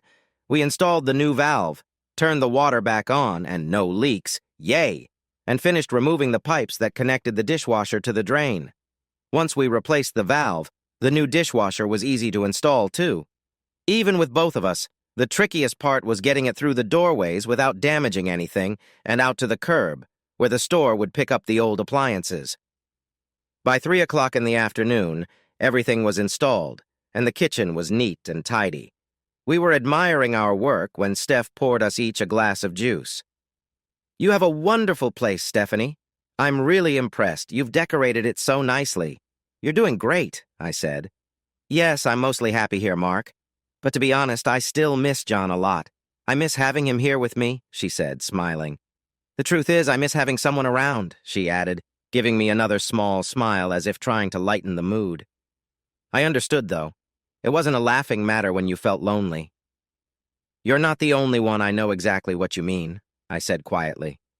I started to walk away to give her some space. I should probably change and leave you to relax, I began, but she stopped me. Mark, I have to thank you, and not just for your help today, she said softly. She stood on her tiptoes and gave me a warm hug. For a moment, we shared a quiet, comforting connection.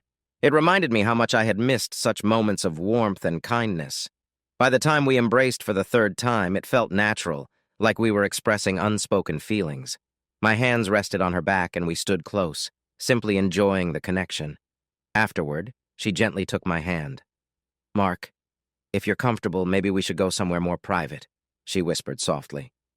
In her bedroom, I kissed her again, feeling how much I had missed this kind of closeness. It felt peaceful, almost like a homecoming. She took off her sweatshirt, and I helped her with it, carefully pulling it over her head. She stood there in her jeans, her skin soft and inviting. We kissed again, and this time it felt deeper, like we were both fully present in the moment. She smiled playfully and took a step back, slipping off her jeans. I didn't wear much else today, she said with a small, teasing smile. For a moment, she stood there, letting me take in the peacefulness of the moment. Now you're the one overdressed, she teased, reaching for my coveralls. She unzipped them, and I let them fall to the floor. We stood there together, close and comfortable, simply enjoying each other's company. The room felt calm, and everything seemed to slow down as we shared this quiet moment of connection. Supported by her kind words, I listened closely to what she wanted, making sure our time together was special for both of us. As we shared this close moment, happiness surrounded us, and our bond grew stronger. We found ourselves completely in each other's company, enjoying the warmth we had found. Eventually, we settled down, feeling at ease with each other. The world outside seemed to disappear as we focused on one another, our hearts racing from the shared excitement. We stayed there, each with an arm placed comfortably around the other. She looked at me with gentle eyes, a small smile on her lips. Mark, that was everything I hoped it would be. Thank you, she said softly. I could hardly believe a woman was thanking me. It felt like we had shared something truly special. We just lay there, enjoying the peace of being together for a while. Stephanie shifted and sat up a bit. Mark, you've done so much for me. I really appreciate it, she said with a warm smile. We spent the remaining afternoon in quiet togetherness. Eventually, I drifted off to sleep, and when I woke up, the late afternoon sun was shining gently on my face. Stephanie was lying on her side, her hand propping up her head, looking at me with a small, sad smile. "I'm sorry, Mark. I feel a bit embarrassed, but it's been a long time for me, and I've had feelings for you for months now," she said quietly. "Do you remember when we met in the bookstore when you bought me coffee?" she asked. I nodded. "It wasn't by chance. I saw you walking in and came in just to see you," she confessed. "And now look where this has taken us. I really hope Martha won't be upset with me," she added, concern showing on her face. I took a moment before I replied. "Stephanie, thank you. I've never had a more meaningful experience than what we just shared. And I'm really sincere about that," I started. "As for Martha, don't worry about her. She left our bed a long time ago and has been avoiding closeness with me. She's made it clear that we are no longer connected," I explained. "All I hope, Stephanie, is that I gave you some of the happiness you've given me today. I hope this isn't the last time we share like this. I have strong feelings for you, and I've felt this way for a while. I hope you feel the same," I said genuinely. "Mark, you've given me a wonderful gift today. Your kindness and your care. Yes, I have feelings for you too. I was drawn to you even before John passed away, but I never acted on it. Now I'm not sure what to do," she said, tears beginning to glisten in her eyes. "What about Martha, Mark? Are you thinking of ending things with her?" "I don't want to be the reason," she said firmly. "I'm not sure, Steph. It wouldn't be just today. It's the distance that has built up between us over the years. I don't want to think about it now. When we have more time, I'll tell you everything," I said, shaking my head at the thought of going into details. "Please, Mark, take your time. Think about what's best for you, and I'll be here whenever you need me," she said gently. Looking at the clock, I knew I had to leave, so we got up, and for the first time, we enjoyed a calm moment together. With Stephanie, it felt peaceful. We talked and laughed, happy to be close. Afterward, as we got dressed to leave, I felt thankful for the time we had shared. I wondered if it would have hurt me more if I had thought she would feel the same. It seemed clear that Stephanie understood how partners support each other better than Martha did. After drying off, I put on my work clothes and folded them before heading downstairs to change into my regular clothes. Stephanie had slipped on a robe and followed me down. As I was about to leave, we shared a warm moment, and Steph whispered to me, "Remember, my love, whenever we can." I collected my tools and put them in my car, and then I drove away. A smile stayed on my face all the way home. I thought about how I would explain this to Martha. One evening during a break, Stephanie pulled me aside. "Mark," she said with a laugh, "the younger students in our class admire your strong build while they wait for their turns to dance. They say things like, 'Not bad for a professor.'" "How do you know this? Why are they telling you?" I asked, thinking she was joking. "Because I tell them that I completely agree," she replied, laughing even more. That made me blush. Thankfully, we were outside in the soft light. "Everything changed for me when I was 16, he said with a smile. "I went to a girl's party. I remembered the dance steps I learned and started dancing with her. I found out that dancing opened up opportunities for me that I never expected, and just between us, I impressed not only the girls, but their mothers, too." Bob chuckled as he remembered. "But Mark, what made you want to dance?" he asked casually. "Bob, how can you ask that? To attract women, of course. Just like you," I replied, laughing, knowing it was partly true.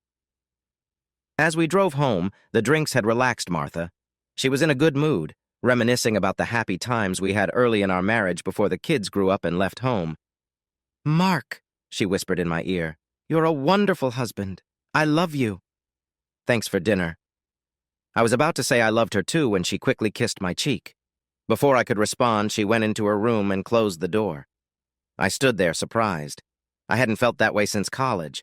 When Stephanie walked in looking nice in a pretty dress, I felt happy. I had been waiting for her and greeted her with a long yellow rose, which I knew meant friendship. "Mark, I want to thank you not just for your help today," she said, reaching up on her toes. Then she gave me a gentle kiss. When she pulled back slightly, her warm gaze met mine. She kissed me again, this time softer, and it stirred feelings I hadn't felt in a long time. I remembered how much I treasured these sweet moments. After a moment, she took my hand and whispered, "Mark, can we continue this conversation somewhere more private?" I'm sure that on that Friday, Martha planned to finish work by 5 o'clock to be home by 5:30. After all, it was Valentine's Day. She must have felt happy driving home, thinking about where we would eat, a tradition for us on this day. I was supposed to take care of the details, a card, flowers, and a small box of chocolates. I liked getting sweets for the occasion. Usually, we would eat at a nice place for Valentine's Day, and I should have made reservations in advance to secure our spot at a top restaurant. However, things didn't go as planned. I was late coming home because I had been focused on the day's preparations and I wasn't in a rush. It was past 6:15 when I got home.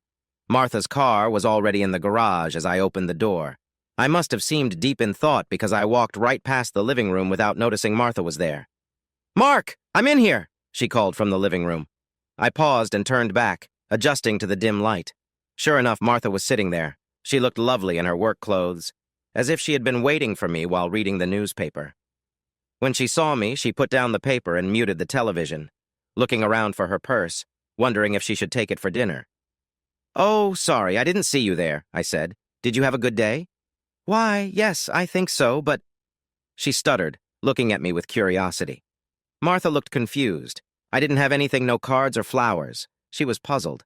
What could this mean? What are we doing for dinner?" she finally asked. "To be honest, I'm not very hungry tonight." "Why don't you have some leftovers? I'll grab something later if I get hungry," I said sincerely before heading back to my office and closing the door. I figured Martha thought I was joking. She didn't seem amused, but she was trying to stay positive. No need to let my comments ruin her evening right away. She knocked and opened the door, finding me sitting at my desk in front of the computer. "Mark, do you know what today is?" she asked sweetly. I glanced at her with a small smile. "Can't trick me. It's Friday, February 14th. But just so you know, I had a little help with that answer. I have a calendar right on the wall," I replied calmly, pointing at it. "Oh, I see," Martha said, pulling back with a mix of worry and curiosity. I could almost see the thoughts in her head. Oh no, he forgot. Should I be worried about his memory? She didn't even notice that my hair was still a bit wet from my shower. I had showered just for fun, not to hide anything. But it didn't matter. She didn't see it anyway. I wasn't sure if Martha planned to discuss our issues that night. I felt that after my indifference, she wouldn't bring it up. Not that I was particularly worried about it. On Sunday, I would find out that Martha had decided to call our oldest son, Daniel, for help.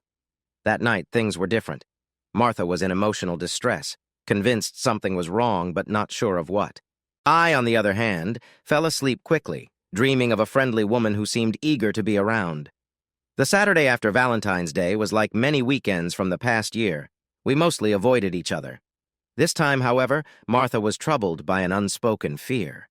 She was upset that I seemed to have forgotten Valentine's Day, but her anger was mixed with concern that it meant something serious was happening. After talking with Dan on Friday night, she kept her distance on Saturday, which worked out well for both of us. Sunday was different. On Sunday morning, Dan called from his phone on the way to my house. He asked if I wanted to join him for lunch, and I agreed. To his surprise, I was in a good mood and acting normally. I could see he was relieved. We drove separately to a restaurant that served breakfast and lunch. After ordering our meals, we chatted about his family and his projects. Finally, I decided to get straight to the point. "Dan, I'm glad to see you here, but maybe you could tell me what's going on," I said honestly. "Dad, Mom is worried. He was worried about your memory and thought you might need to see a doctor," he told me with concern. "Why would she think I have memory issues? Let me show you. Pi is 3, 14159,265. I can keep going if you want," I replied playfully. "It's not your long-term memory that worries her, Dad. It's your short-term memory. Like she mentioned asking you several times to fix a clog in her sink, but you kept forgetting," he explained. "That might not be completely accurate, son. Did she mention that the sink she's talking about is in your old bathroom? The sinks in the master bathroom are fine, and I'll take care of the sink in your old room before guests come. I just don't see the same urgency that your mom does," I said, knowing I was stretching the truth a bit. If his mother had something to say about moving out of our bedroom, she should tell him. Maybe she would be more straightforward with him than with me. "She also mentioned that you forgot Valentine's Day," he added. "She didn't give many details, but she hinted that you didn't get her any cards, flowers, or candy, and didn't take her out for dinner like you usually do." "Dan, I think your mom is the one with the memory issue. I knew that last Friday was Valentine's Day. What she might have forgotten is that she told me on Christmas night that she didn't want romantic dinners or gifts, and that they actually upset her. So, I respected her wishes and let Valentine's Day pass by this year. According to your mom, we're too old for that, I explained, even though I suspected my understanding might not match what she meant. But that's just how things turned out. What Martha really wanted was for me to be the romantic partner, meeting her needs while she ignored mine. Well, my son responded, still unsure but beginning to understand that things were more complicated than he thought. I could tell he didn't want to get too involved, and I didn't blame him for that. After a moment of silence, Dan spoke again. I think there have been some misunderstandings between you and Mom. Maybe you two should sit down and talk things out. You told me to come to you when I have a problem. Communication helps solve most issues. I shook my head at him, but I was smiling. Son, I've tried to talk to your mom, but she doesn't seem interested in hearing what I have to say, I admitted, feeling a bit sad. The check arrived, which I paid, and after a handshake, my son and I went our separate ways. Dan was heading home, and I figured he would call his mom. I pulled out my phone and made a call too. After she picked up and agreed to talk, I drove to Stephanie's place. She greeted me at the door in a light robe, and I hoped none of her neighbors noticed. We spent the afternoon together. We went for a drive and then took a walk by one of the local lakes, holding hands and laughing like kids.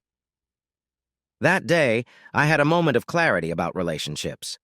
While my time with Stephanie was fun and exciting, it wasn't the most important part of our relationship. We talked. Even during our time together, we had conversations. I remembered that Martha and I used to talk like that too, but as we grew apart, so did our talks. I found it hard to have a good conversation with Martha now because I often felt frustrated with her. When she started to pull away emotionally, I began to avoid her. If I shared my true feelings, it would lead to fights. I thought Martha might also be avoiding discussions with me because she knew that any deeper talk would bring up our lack of closeness, a topic she didn't want to face. So we both kept our conversations shallow, avoiding anything that mattered. The lack of emotional connection stopped us from talking freely. It became a cycle. Could a relationship survive without real communication? I considered that maybe if both partners no longer had feelings for each other, they could continue to talk. But that wasn't my situation. Now that I had formed a bond with Stephanie, I wasn't as frustrated with Martha anymore. Instead, I was starting to feel indifferent toward her. It was funny that she was so focused on herself that she hadn't seen that I was happier lately. I got home late that night. In life, if you step back and look at the big picture, most of it is spent on daily routines. We sleep for about a third of our lives, work for another third, cook, eat, and take care of ourselves. We find ways to entertain ourselves. And the time we spend on close relationships is usually quite small, so life continued in the McDonald household. I didn't know what Dan told his mom about our chat. Knowing him, it was probably something like, "Dad is okay. You just need to talk to him." Well, that didn't happen. Maybe Martha thought that leaving things as they were was good enough. I largely felt the same way. I was heeding Stephanie's advice, taking my time before making any big decisions about Martha and me. No secret meetings with lawyers or dividing our finances.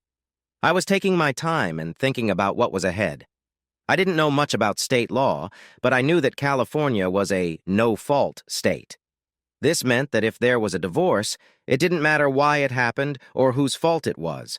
The focus would just be on dividing everything fairly, which I expected would be quite simple for Martha and me. The next issue came about a month after what I called the missing Valentine's Day. It happened to be the same weekend as St. Patrick's Day, but that was just a coincidence. This was about Martha's job. The vice president of the finance department was retiring and having a farewell party. It was going to be a formal event with a nice dinner and dancing. They would likely announce who would take over the position before the night was over. "Make sure you get home on time tonight, Mark," Martha told me over breakfast. "No later than 5:30, and don't forget to pick up your tux before then," she added. "I'll see you later," she said, waving goodbye as she left for work. "Of course, whatever you need," I replied with a laugh as I heard her car start and the garage door lift. I picked up the phone and called Stephanie. "Hello, dear," she answered, recognizing my number.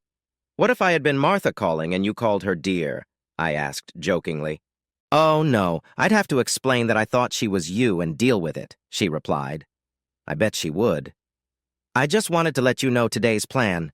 Martha's boss's retirement party is tonight, so I need to get my tux and be home by 5:30 so we can make it there for dinner," I explained. "Sounds good. Will we have time to practice this afternoon?"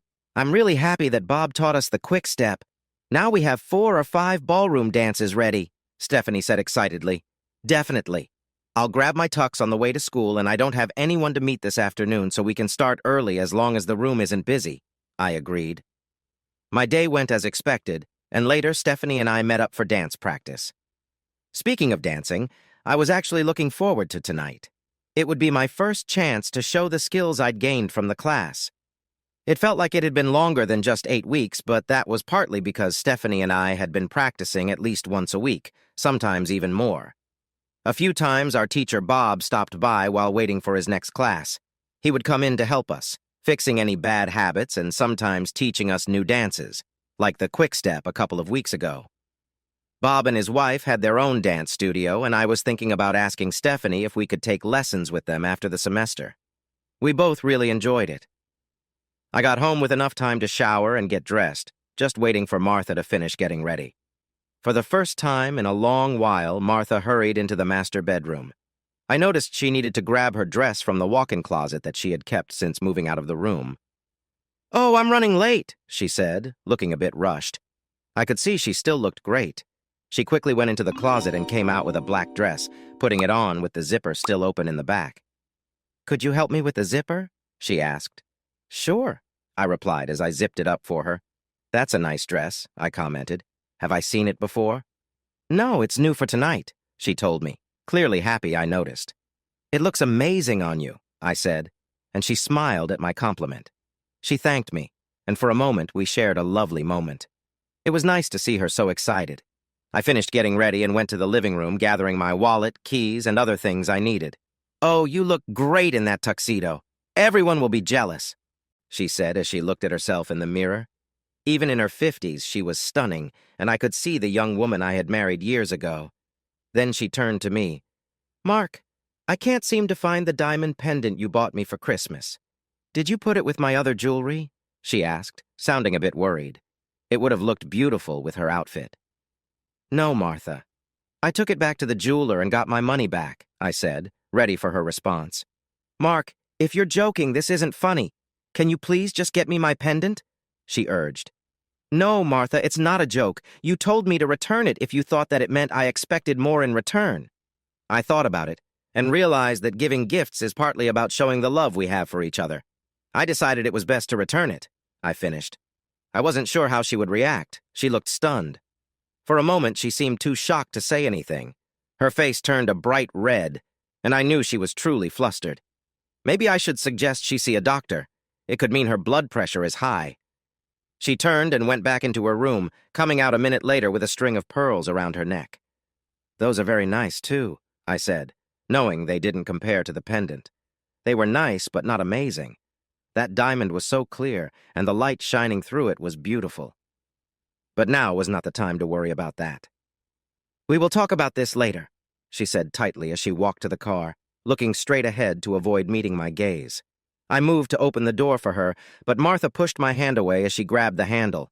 "I can open my own doors," she said with annoyance. Still, I stayed back and waited until she was completely settled in the car before shutting her door. The drive to the retirement party was completely silent. Honestly, I was struggling not to laugh, considering I had only done what Martha had suggested. What did Shakespeare say? Hoist on her own petard? Since we used valet parking at the hotel, I didn't even try to open Martha's door. Someone else did it for her. As we entered the grand ballroom where the party was held, I saw just how good an actress my wife could be. Despite her anger, as soon as we stepped into a place where we were expected to appear happy, she took my arm and smiled broadly. "And this is my husband, Mark. I'd like you to meet our president." "Thank you. And your gown is lovely as well. We've been married for more than—" "Yes, my darling Mark looks very nice in a tux. Oh, these pearls are really nothing." She gently nudged me when asked about the pearls. We moved around the ballroom, and she greeted many people. I only knew a few, but I smiled and said the things a good spouse should say. We sat down for the meal, which I barely remember was decent. I wasn't focused on the food. I was just smiling and nodding at everything Martha said. We were at a table with the company president and his wife, the retiring vice president of finance, and his wife, Martha, who was the director of finance, and 2 other couples. We were with the important people. Polite conversation was expected. There was a younger woman, the director of accounting's wife, sitting next to me.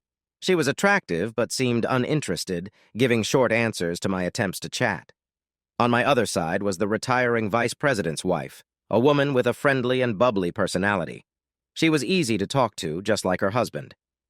The president was quiet, and his wife, who looked to be 10 years older than Martha, was also reserved. Overall, the dinner went well. After dessert, a small orchestra started playing jazzy music that matched some dance steps I had learned. Always considerate, I turned to my wife. "Martha, would you like to dance?" I asked. Her expression told me everything. She wasn't in the mood to dance with me tonight. Instead, she decided to tease me. "Mark, I didn't think you could dance. It might be a challenge for your partner," she said with a smile. If I hadn't known how annoyed she was underneath, I might have found it funny. I turned to the vice president's wife, whose name I remembered was Ellen.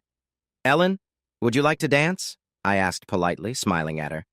She looked surprised for a moment, but then got up to join me. "I'd love to dance with you. If I wait for my husband to ask, I'll be sitting all night," she replied. Even though her words were a bit blunt, it was clear she meant it playfully. She gave her husband a quick wave before we headed to the dance floor. Ellen might have been a bit heavier, but when I started to lead her in an East Coast swing, she moved right along with me. She was having a great time, clearly enjoying herself on the dance floor. We stayed out there dancing to the next song. Ellen was laughing and chatting, clearly having a lot of fun. After a few minutes, she asked me, "Mark, how come Martha doesn't know you can dance? Are you hiding some skills?" "I just started taking a class a few months ago," I admitted. "This is my first chance to show what I've learned." "Well, you're doing really good. You must have been practicing with someone," she teased. "My class had 4 men and 14 women," I joked. "So it was a great place for dance partners." With that, Ellen smiled. "Now, Mark," she said as we danced, "you should ask Eve, the president's wife, to dance too. She loved dancing, but her husband has had problems with his knees and can't dance anymore. If you dance a couple of songs with her, she'll really like you." When we returned to the table, Ellen said loudly, "Martha, you've been keeping Mark's dancing skills a secret. He didn't step on my toes once, in fact. I think he's one of the best partners I've had." Martha looked shocked, her mouth slightly open. I think she was about to say something, but before she could, I turned to Eve, the president's wife. "Eve, could I ask you to dance with me for a bit?" I said, remembering Ellen's suggestion. Eve's expression brightened. She looked at her husband, who smiled and nodded at both her and me. I helped her get up from her chair, and we walked back to the dance floor. As we began to dance, someone turned down the lights, creating a cozy atmosphere for the couples. Eve and I danced quietly together for a few moments before she broke the silence. "Mark, right?" she asked. I nodded. "It seems like your wife is a bit surprised tonight. She doesn't know you dance," she inquired. "No, I just started classes recently. This is my first chance to try my skills in public," I answered. "Well, you're doing really well. I'm so glad you asked me. Bill, my husband, his knees aren't what they used to be, and he doesn't have the energy to dance anymore. I really enjoy it," she said. There was a pause as Eve seemed to consider something. "Somehow," she continued, "I always thought Martha seemed too, reserved to really enjoy dancing." "If you mean she's a bit shy, you're probably right," I replied honestly. Eve smiled at me again. "Oh my, you're very straightforward, aren't you?" she laughed. Just then, the music stopped, and we stood, still holding hands, waiting for the next song. It was a slow dance, and more people who might not know the steps but could hold each other came onto the floor, making it quite crowded. Eve moved a little closer, and while we weren't in a close hold like many couples, we were dancing more closely than before. As we danced, I noticed her leg brushed against mine for a moment. I was surprised at first, but when I looked at her, she had a gentle smile. I smiled back, and we silently acknowledged the moment.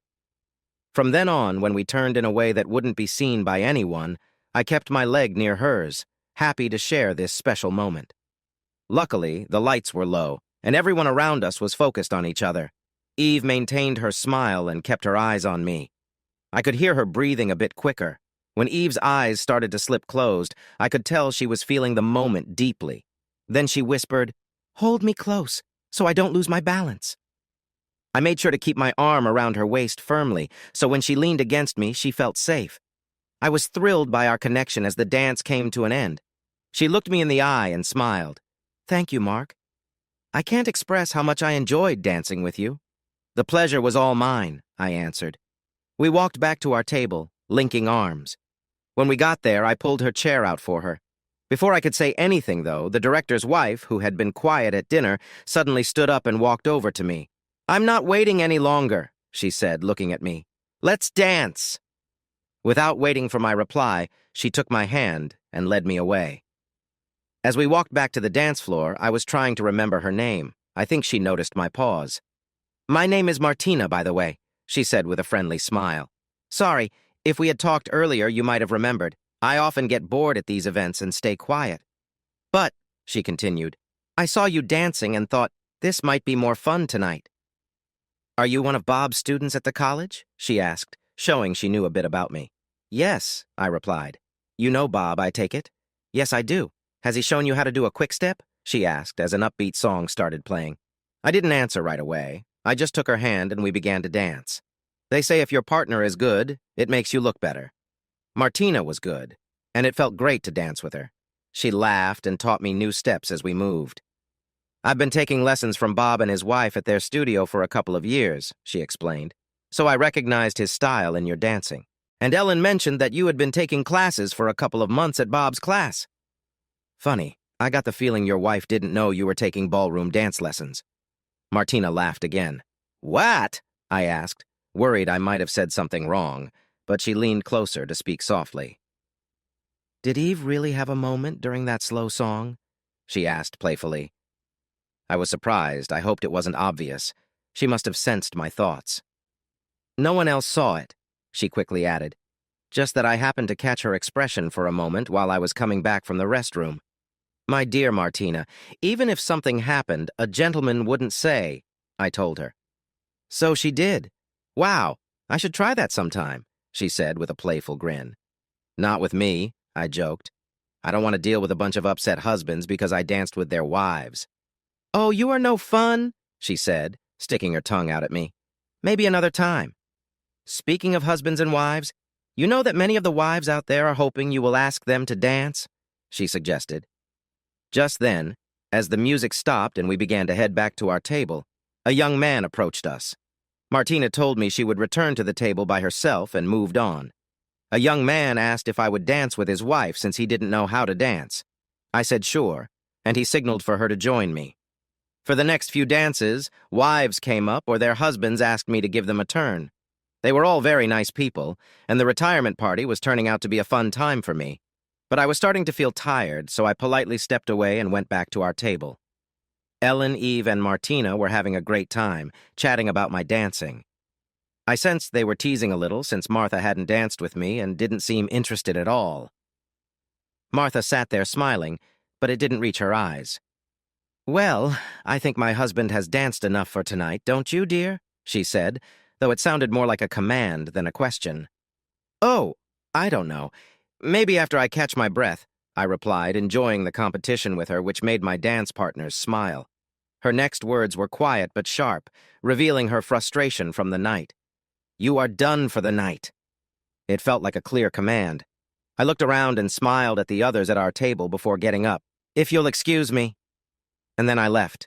Not just the table, but the retirement party itself. I got our car back from the valet and parked to the side of the hotel driveway. Cell phones are very useful. I called Stephanie's home phone but reached the answering machine. I hit the quick dial for her cell and she answered almost right away. "Mark?" she said, surprised since I was supposed to be out for the night. "Where are you?" "Good evening to you too, Steph.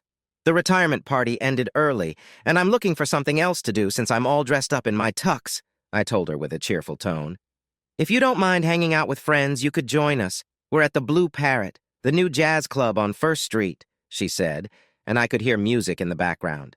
"I'd love to. Give me 20 minutes and I'll see you there," I replied. Then I called home and left a message on the answering machine. "Don't worry, don't wait up. See you tomorrow."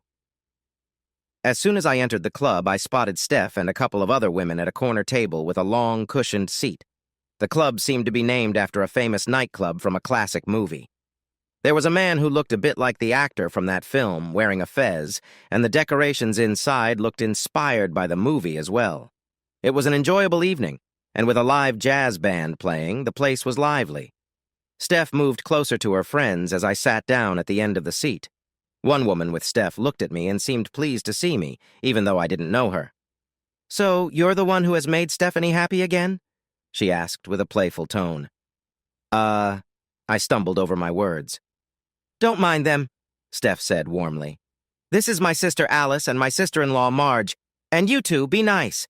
This is Mark, an old friend of mine and John's." To add to the playful teasing, Steph leaned close to me and took my arm. You know what? It didn't bother me at all. We spent a couple of hours at the Blue Parrot, enjoying the jazz, dancing when we felt like it, and just having a good time. As we were getting ready to leave, I turned to Stephanie to ask, "Stephanie, would you mind if I stayed at your place for the night?" She looked at me in surprise, thinking I was joking, then realized I was serious. "Are you saying you want to come to my place and stay overnight?" she asked, her voice teasing but curious. "I wouldn't need to sleep on your couch, would I? Do you even have a couch?" I joked. "Don't play around like that, big guy. If you're at my condo, you're staying in my bed." "Are you serious? I would love to spend the whole night with you," she said sincerely. "I'm serious. I really need a place to stay." "I'm just too tired to deal with Martha tonight," I told her. "You'll have to explain that later," she replied, raising her eyebrows a bit. "When we get to your place, you'll understand," I promised, putting my arm around her gently to guide her out. We did spend the night together, but it was a peaceful evening.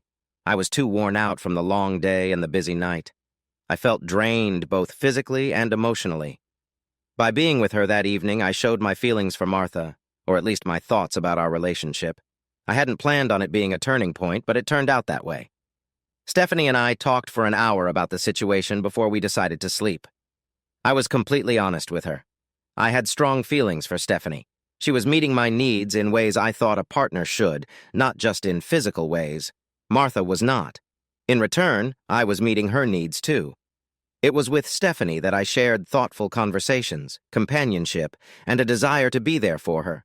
She appreciated our connection and assured me that there was nothing about me that she found unappealing. It was an unusual situation. Usually, when someone falls in love, they go through a phase of excitement where everything feels perfect. After some time, the excitement fades and people can see each other's true selves, with all their imperfections. However, Stephanie and I had been friends for many years, over a decade. I wasn't sure if I was in love with her, but I knew I cared for her. I felt confused, especially because I didn't want to simply leave Martha without giving her a chance to understand how serious our marriage really was. That night, Stephanie and I held each other as we slept, but in the morning I planned to speak openly with Martha. "Mark, I can't find the diamond pendant you bought me for Christmas. Did you lock it up with my other jewelry?"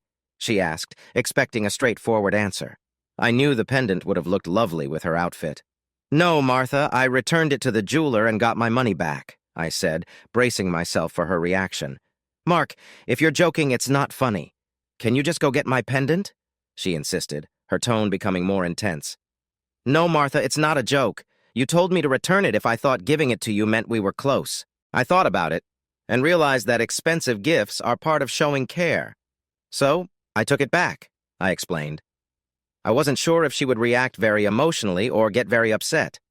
Maybe I should suggest she see a doctor. This might not be good for her health. As we began to dance, the lights were dimmed, making the atmosphere more relaxed. Eve and I danced quietly for a few minutes before she spoke. "Mark, right?" she asked.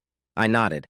"I have a feeling your wife was caught off guard tonight. She doesn't know you dance?" she inquired. "No, I just started taking lessons recently, and this is my first chance to dance in public," I replied. "Well, you're doing very well. I'm glad you asked me. Bill, my husband, has trouble dancing now, and I love it," she said. There was a moment of silence as Eve seemed to be thinking. "Somehow," she continued, "I always thought Martha was too. Well, reserved to really enjoy dancing." "If you mean that she is a bit distant, you are probably right," I answered honestly. Eve smiled at me. "Oh my, you don't hold back, do you?" she laughed. I felt worn out from a long day and a tiring evening. I was not just physically tired, but also emotionally spent. By how I acted that evening, I had more or less shown my true feelings about Martha and her view of our marriage. I hadn't planned for it to be a turning point, but it had turned into one. Stephanie waved goodbye as I left her place to go home. We had already enjoyed breakfast and had showered. By this time, I had my own toothbrush and some other things that Stephanie kept for me in her bathroom. However, there comes a moment when we must face tough truths, and this was mine. I felt happy as I drove home. I had learned over the last few months that I could make it through this and be happy if I chose to be. When I parked the car in the garage, the sound of the opener signaled my arrival. I walked into the house, and there, waiting in her robe in the kitchen, was Martha. Martha's eyes were red, showing she had been crying. "How could you be so cruel?" she cried out. "You embarrassed me in front of everyone last night." After years of responding to my wife's sadness, I instinctively moved closer to hug her and comfort her. But as I approached, she reacted sharply.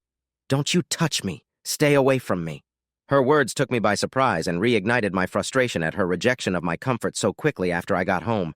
I turned away and said quietly, "Okay, I'm going to change into my regular clothes," and I walked off. In the master bedroom, as I began to change, I laid my suit on the neatly made bed, which hadn't been used the night before. To my surprise, Martha came in after me. "Where were you last night?" she asked, her voice firm. "What does it matter where I was?" I replied, raising my shoulders as I hung the tux back up. "You didn't even check if I was in bed with you." "I'm your wife, and I have a right to know," she insisted, trying to claim her position. I looked at her and spoke calmly. "Go get cleaned up and dressed. Then we can have a reasonable discussion." She must have sensed my determination because, without saying more, she left for her room. When she came back, her hair still damp and tied back, wearing a loose gray sweatsuit, I stayed quiet, letting her express her feelings. Perhaps she would be more logical after she shared her thoughts. Martha spoke, clearly still upset. "You embarrassed me last night. First, I found out you returned the necklace I wanted to wear. That made me so mad. You had no right to do that. You danced with all those women, the wives of people I work with, and you never even told me you were taking dance lessons. They were laughing at me, the clueless wife whose husband didn't bother to tell her he was learning to ballroom dance. It also made it clear we weren't doing this together. And then, to make things worse, when they announced my promotion to become the vice president, they called us to the front, but you weren't there anymore. They searched everywhere for you, the restroom, outside, and all around. But you were gone. You left without saying anything. The only thing I had was a message on the answering machine where you said, 'Don't worry, don't stay up waiting.'" She paused, expecting me to apologize, but I didn't. Instead, I said, "Congratulations on your promotion. That's a great step for you. As for dancing with those women, I asked you first, but you didn't want to dance with me. The other women didn't mind dancing with me, even though you did. I left when you talked to me in a disrespectful way, as if I were a child. You say I embarrassed you by being friendly and dancing, but you thought I should just accept how you treated me. Then you get upset when I stand up for myself," I explained calmly, even though I was starting to feel frustrated. I took a sip of coffee to help me relax. "Don't you love me anymore?" Martha asked, her voice firm, showing she felt unloved at that moment. "Of course I love you, Martha," I replied. "If you love me, why don't you show it?" she challenged, looking for a reason. "What do you mean?" I responded, turning her question back on her. "Well, when I asked you to fix the sink in my bathroom, you ignored me. I asked a few times. You also forgot me on Valentine's Day. And I found out you returned my Christmas gift without a word. That's what I mean. I spoke with our son, Dan, and he said you remembered all my requests. It feels like you've made excuses about everything, but in the end, it seems like you are just ignoring what I ask," she said, her frustration clear. I took a moment to think about how to respond, wanting to share my own feelings. I leaned back in my chair, hands behind my head. "So, to show my love, I need to do what you ask, give you gifts, and recognize special days. Is that correct?" I asked. "Yes," Martha exclaimed, her body language matching her answer. "Okay," I responded. Martha took my response as agreement, but that was not really how I felt. I was getting ready to share my thoughts. "Do you love me?" I asked Martha, turning the question back to her. "Oh, don't be silly, of course I do," she replied, sounding a bit annoyed. "Don't you think our view of marriage feels a bit unfair?" I leaned in to explain my point. "What do you mean by unfair?" Martha questioned, curious about my choice of words. "One-sided. You say I need to show you love with gifts and actions while I'm expected to just share words? You don't return those gestures," I explained, expressing my main concern about our relationship. "When have I ever denied you what you needed?" she asked, confused. Last Christmas, when you turned away from me, I said softly. Oh, is this about being close? You're trying to make me feel guilty for not being closer. Her voice got louder, more intense. This was my chance to share my view, so I wanted to make it clear. Is it just about closeness? Yes and no, it's part of it. I think you've been avoiding simple affection, like hugging, to avoid deeper conversations. But it goes beyond that. You want me to meet your needs, but you aren't willing to meet mine, or even see that closeness matters to me as much as your chores do to you. Think about it, you're upset because I haven't helped with your requests for a while. I felt distant after not being close on Valentine's Day, and now you're angry. But you don't see how you've held back warmth from me. Isn't it frustrating that I need to ask for closeness? It's disheartening when you finally give in, and it stings when you don't. I have to wonder if avoiding that part of our marriage is a way to show control. You could hurt me by holding back your affection. And you know what? It worked until now. I thought you didn't realize how much it hurt when you moved away. Maybe you did all along. Martha's expression was fierce when I finished. That's just nonsense. I've never meant to hurt you. You are letting your feelings affect how you see our marriage, she said, clearly upset. I'm really angry, and I think I'm going to... She continued, but I interrupted her. What are you going to do? Move out? Oops, too late. You've already done that. What else can you do? End our marriage? This made Martha pause for a moment, and she seemed to shrink a little. At least she was thinking about what I had said. I suppose you're going to tell me that to get back my loving partner, I need to be more caring, right? She said with a hint of sarcasm. Not if that's how you feel. Honestly, you're simply not open enough. There are others who are more willing to connect in ways that you have never considered, I admitted. At that moment, it finally hit her. You've been with someone else. You've been unfaithful, she whispered, stunned, her focus sharpening as the shock registered. We shared a moment of silence as I looked into her eyes before I responded. I don't see it as being unfaithful. That implies taking something that someone values and giving it to another. You've made it clear that you don't want this closeness or the connection we had. I raised my hands and shrugged, showing I didn't know what else to say. I went on. The unintended result of shutting down our closeness is that the emotional ties that keep us together have been weakening. Day by day, rejection by rejection, my love for you has lessened. Really, it is you who has been avoiding me. You've taken my love and care for all these years without meeting my emotional needs, I concluded. There are many people who can love, communicate, and stay emotionally close as they grow older without needing the same level of closeness, Martha said. Since I had already thought about whether that kind of relationship would work for me, I quickly replied, that might be true, but it needs both partners to agree to lower or remove that part of their relationship. You decided that closeness and affection weren't important without even discussing it with me, knowing I wouldn't agree. Right now, I'm trying to see if there is any marriage left. It feels like we are just two people living in the same space, nothing more. That's not how I see marriage. I'm still willing to try and rebuild the connection we once had, but I can't do that alone, and I won't accept things as they are. We could see a counselor. I think it would be good for you to talk to someone who can help. I don't think it's normal or healthy for someone your age to have no interest in personal relationships. I could see on Martha's face that she wanted to respond. There's nothing wrong with me. I don't appreciate you blaming me for this. You're the one obsessed with it, Martha replied, finishing our argument. I just looked at her, shook my head slowly, and shrugged. I had nothing left to say. I turned and walked away. I needed to return my rented tuxedo, so I went back to the bedroom, got into my car, and left. Our fight in the morning drained us both. We spent the day quietly avoiding each other. If Martha's day was anything like mine, she was thinking a lot about our marriage. I was realizing that I didn't see any hope for it. Martha felt no need to change, and I couldn't see how we could move forward without big changes. It reminded me of Aristotle's idea of an unmovable object meeting an unstoppable force. As I reflected on our words, I realized my suggestion for counseling might have been trying to fix a deeper problem. Martha's cold attitude towards our relationship needed real help, not just quick fixes. That evening, I made dinner like usual. In the afternoon, I had defrosted some nice ribeye steaks in the microwave and let them sit in the warming drawer. They were at room temperature when I was ready to cook.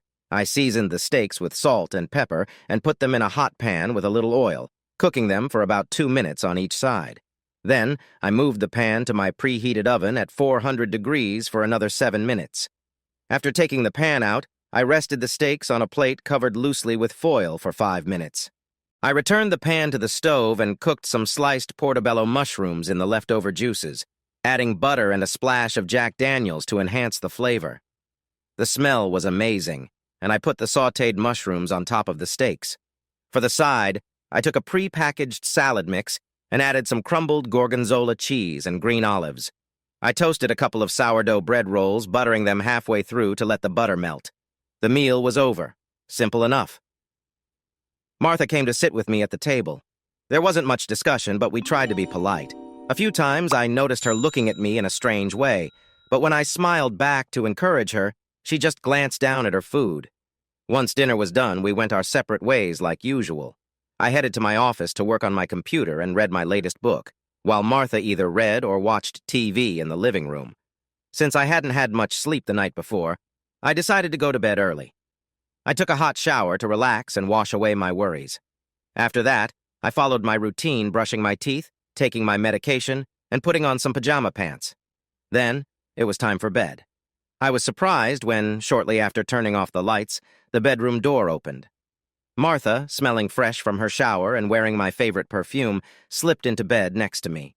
I was so taken aback that I didn't say anything at first. She moved closer and wrapped her arms around me in a warm hug. "Mark," she whispered, "I realize I've been distant, and I'm really sorry. You mentioned wanting to renew our marriage, and I'm open to that if you are," she said. I didn't respond with words but held her close instead. That night, we both sensed a fresh start and understood that our relationship needed repair. The comfort of her presence beside me told me we were willing to give it another try. In the quiet room, I felt a moment of closeness between us. Martha shifted a little, acknowledging the connection we had just shared. It had been a long time since we felt this way close, even if just for a moment. After a bit, she nestled closer, resting her head on my chest. It was a small gesture, but it showed the weight of the distance we had felt. For the first time in a while, I felt a spark of hope that we might find our way back to each other. However, just as the warmth lingered, Martha suddenly pulled away. Without saying anything, she left the room, retreating to her own space. I could hear the soft sound of her crying behind the closed door. I knocked gently, wanting to understand. "Are you okay?" I asked softly. Her voice was muffled, but I could hear the sadness. "I can't do this," she whispered, her feelings clear and heavy. With a heavy heart, I returned to our room, my mind filled with thoughts. What just happened between us made me realize something I had known for a while. We were two people living our own separate lives, and no matter what we did, that wouldn't change. Sitting alone in the quiet house, I understood it was time to move on for both of us. Martha had her own issues, but they were no longer my responsibility. I still cared about her, but I knew we couldn't keep pretending that our marriage still had a future. I threw on a robe and went to my office to turn on my computer. It was time to plan the next steps. We lived in a state where no-fault divorce was simple. If Martha didn't fight it, the process could be quick. Our relationship had turned into something distant, and I couldn't believe she would want to hold on to what was no longer there. After writing a rough idea for how we could split our belongings, I felt the weight of the night settle over me. Worn out, I went back to bed, knowing that the next day would bring new challenges. The next morning, I woke up early. After a shower and getting dressed, I left the house without seeing Martha and headed out for a quiet breakfast. I called Stephanie to see if she wanted to join me, and she said yes. When she arrived, we ordered our food and started talking. I shared what had happened the night before and the decisions I had made. "Mark, I'm really sorry," she said. "I never meant to hurt Martha, but I know this isn't about me. It's just that things between you and Martha have been changing for a long time." I nodded. "Steph, this is not just about us. Martha and I have been drifting apart long before you were a part of the picture. There was no easy way to fix it. I had come to accept that I could choose to change my life and be happy, or I could stay angry and frustrated. When it came to Martha, I couldn't change how she felt. She didn't need a husband. She needed someone to help her out around the house," I said with a small laugh at my own joke. I shifted the conversation back to my plans for the day. "I'm going to find a place to rent and move out. Tomorrow I'll get the papers for the divorce and work on a plan for dividing our things that I can show to Martha later this week," I explained, outlining my plan. Just then, our food arrived and we started to eat. "Why don't you just move in with me?" Stephanie suggested with a smile as she took a sip of her orange juice. "I would be very tempted, but as much as I appreciate the offer, I think that would just lead to more issues." I paused, considering her words. "First, it will be easier for Martha if I'm living alone during the divorce," I told her, and she agreed with a nod. "Also, as much as I care about you, I worry that we might be rushing things. Maybe we should take our time. I'm recently widowed, and you are also going through big changes. We need to build a strong foundation before moving forward. Anyway, wouldn't it be awkward if months from now you got tired of me and wanted to end things?" I added, trying to be lighthearted. "Mark, you're probably right. My heart just wants to keep you close so I can take care of you," she said with a laugh. It was nice to have someone to talk to, someone who could make me feel better during this tough time in my life. Stephanie paused for a moment, looking thoughtful. "You know, Mark, while I can't have you living with me right away, would you think about finding a place nearby so we can walk to each other's homes?" she suggested. "That sounds fine. Do you know of any condos for rent around here?" I asked. "I think I do. Let me make a call," Stephanie replied, and then walked away. Later that day, I signed a lease for a lovely condo just a block from Stephanie's. The owner was away for a year, so I could move in right away, and it was mostly furnished. When I got back home, I realized this place wasn't home for me anymore. It had been my house for many years, but now it felt different. Martha was in the living room when I arrived. I wasn't sure what she had been doing all day. She looked clean and dressed, but there was no book beside her, and the TV was still on. It seemed like she might have been waiting for me. She looked serious and a bit upset, but she wasn't overly emotional. "I assume you spent the day with your friend. Did you have a good laugh about my faults last night?" she asked bitterly. I wanted to comfort her, to tell her everything would be okay, but I held back, knowing she wouldn't want my pity. "I found a place to live and I'm moving out. I came to get some things for tonight and will return later this week for the rest," I said calmly, feeling worn out. I looked at her again. "Martha, I would never make fun of you or be hurtful. I've always respected you, and I will always be proud of you," I said sincerely. She seemed to shrink a little under my words. "I'm sorry. I shouldn't have reacted that way. You know me better than that. I've always been proud of you, too." "I always believed you were the best person I knew," she said quietly, looking down. "Is this really needed?" she finally asked. "I don't see any other option," I said with a sigh. She didn't suggest anything else. I packed a suitcase with clothes and essentials, took my computer, and grabbed a few things from my office that I would need in the next few days. On my last trip to the car, I paused in the living room. As far as I could tell, Martha hadn't moved. "I'll come by later this week so we can talk," I suggested, hoping for her agreement. "Okay, just call me at the office first to let me know when you're coming so I can plan my day," she replied. "Sure," I said as I closed the door and walked away. That week, I rented a truck to get my belongings from the house. I took mostly clothes, my tools, and some personal items like CDs and DVDs that I knew Martha wouldn't want. The only piece of furniture I brought to my new home was my king-size bed and its sheets. It was much more comfortable than what I had in the condo. I didn't see Stephanie much during the first week, except in dance class. When she finally came over, we had a great time together, more enjoyable than I had expected. Overall, I felt sad and lost. I couldn't shake the feeling that I had failed as a husband. Martha was the person I had imagined growing old with, yet it seemed we would soon be going our separate ways.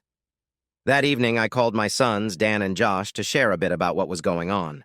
Not surprisingly, they told me Martha had already reached out to them. I didn't ask what she said. Instead, I requested to meet face-to-face the following Saturday to talk things through. I only asked them to listen to my side of the story before making any judgments. They agreed right away, and I sensed they were skeptical of whatever Martha had told them. That week felt like many others, eating, sleeping, teaching, and grading papers. I went to my dance class, and while I might have seemed a bit quieter than usual, no one said anything. But this week was different from any I had faced before or since. Each evening, I worked on the divorce paperwork, preparing a proposal for my wife about dividing our assets.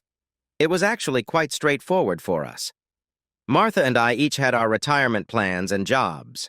Our savings and investments would be split in half. The house would be sold, and the money, after expenses, would be divided. Her jewelry, which I had recently appraised, would stay with her, and I would keep my tools. We each kept our own cars, both of which were already paid off. The only piece of furniture I wanted was the bed I had already taken. Martha could keep what she liked and either sell or give away the rest. We would sit down and share items like photo albums. If we both wanted copies of any special photos, I could scan them. It was Friday afternoon when I called her office, and we decided I would come over. Martha wanted to have dinner together, but I asked if we could wait until afterward. She agreed this time. I brought a package I had prepared and gave it to her. "Mark, I don't want a divorce. I won't sign," she said, trying to put up a barrier. "That won't stop the process. It may slow it a bit, but it will still go through," I explained calmly. "I want it to be for your unfaithfulness," she insisted, pointing a finger at me. I sighed and leaned back in my chair. "This is a no-fault state. That isn't an option anymore. Besides, you have no proof," I pointed out.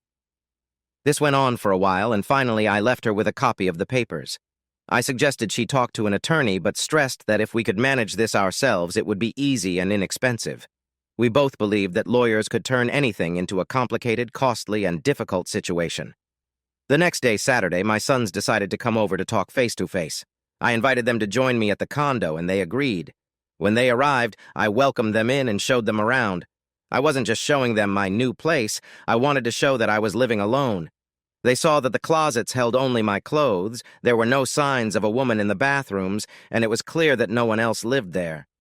I knew that would reach their mother. Both boys said the condo looked nice, and I explained that most of the furniture belonged to the owner and would be removed when he returned. After that, I asked what they wanted to drink, and we ended up with Basals.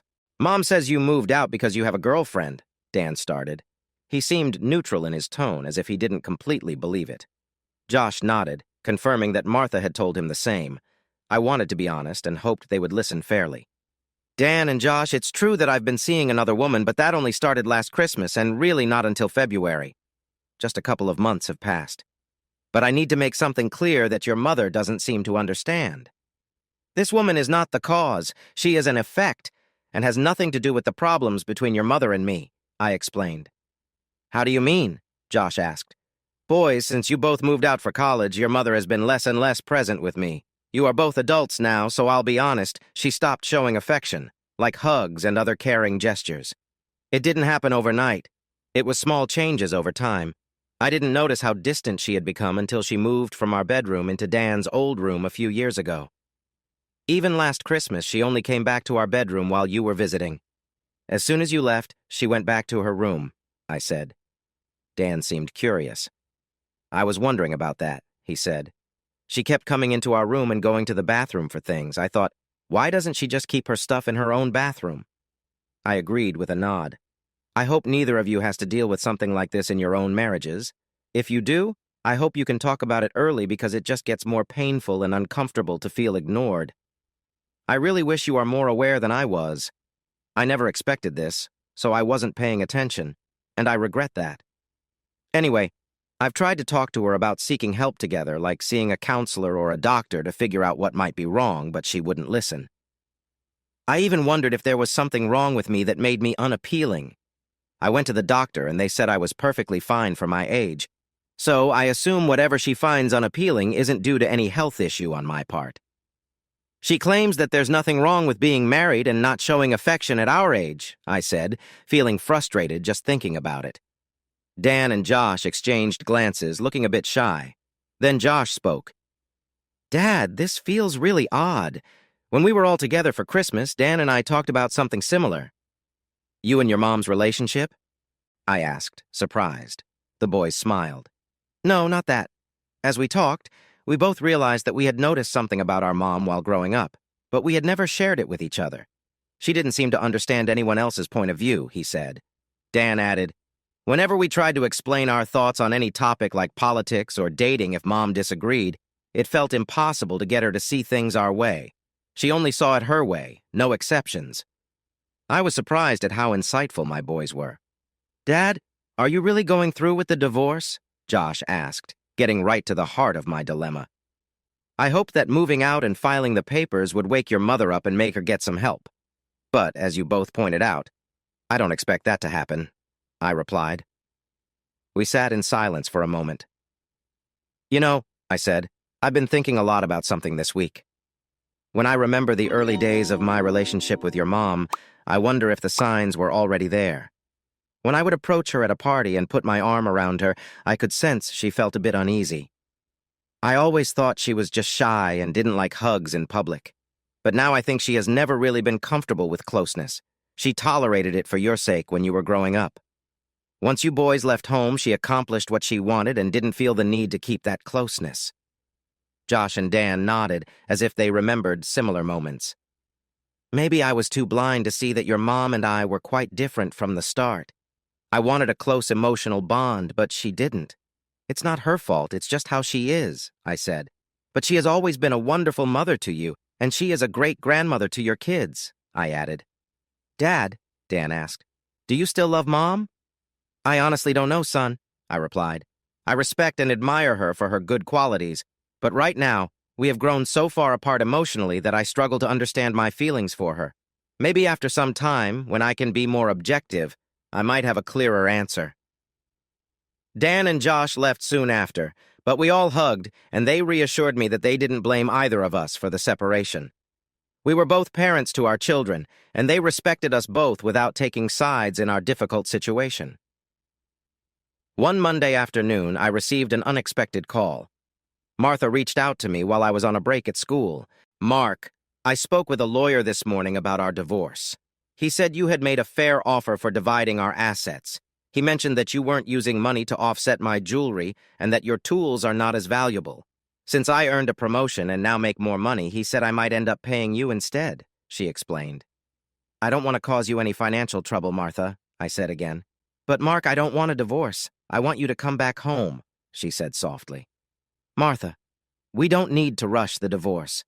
But unless you can find a way to bridge the gap between us, I can't keep putting myself through this. A time apart might help you decide if you want to try to make things better, I replied, unwilling to fall back into old habits. What do you mean by that? She asked.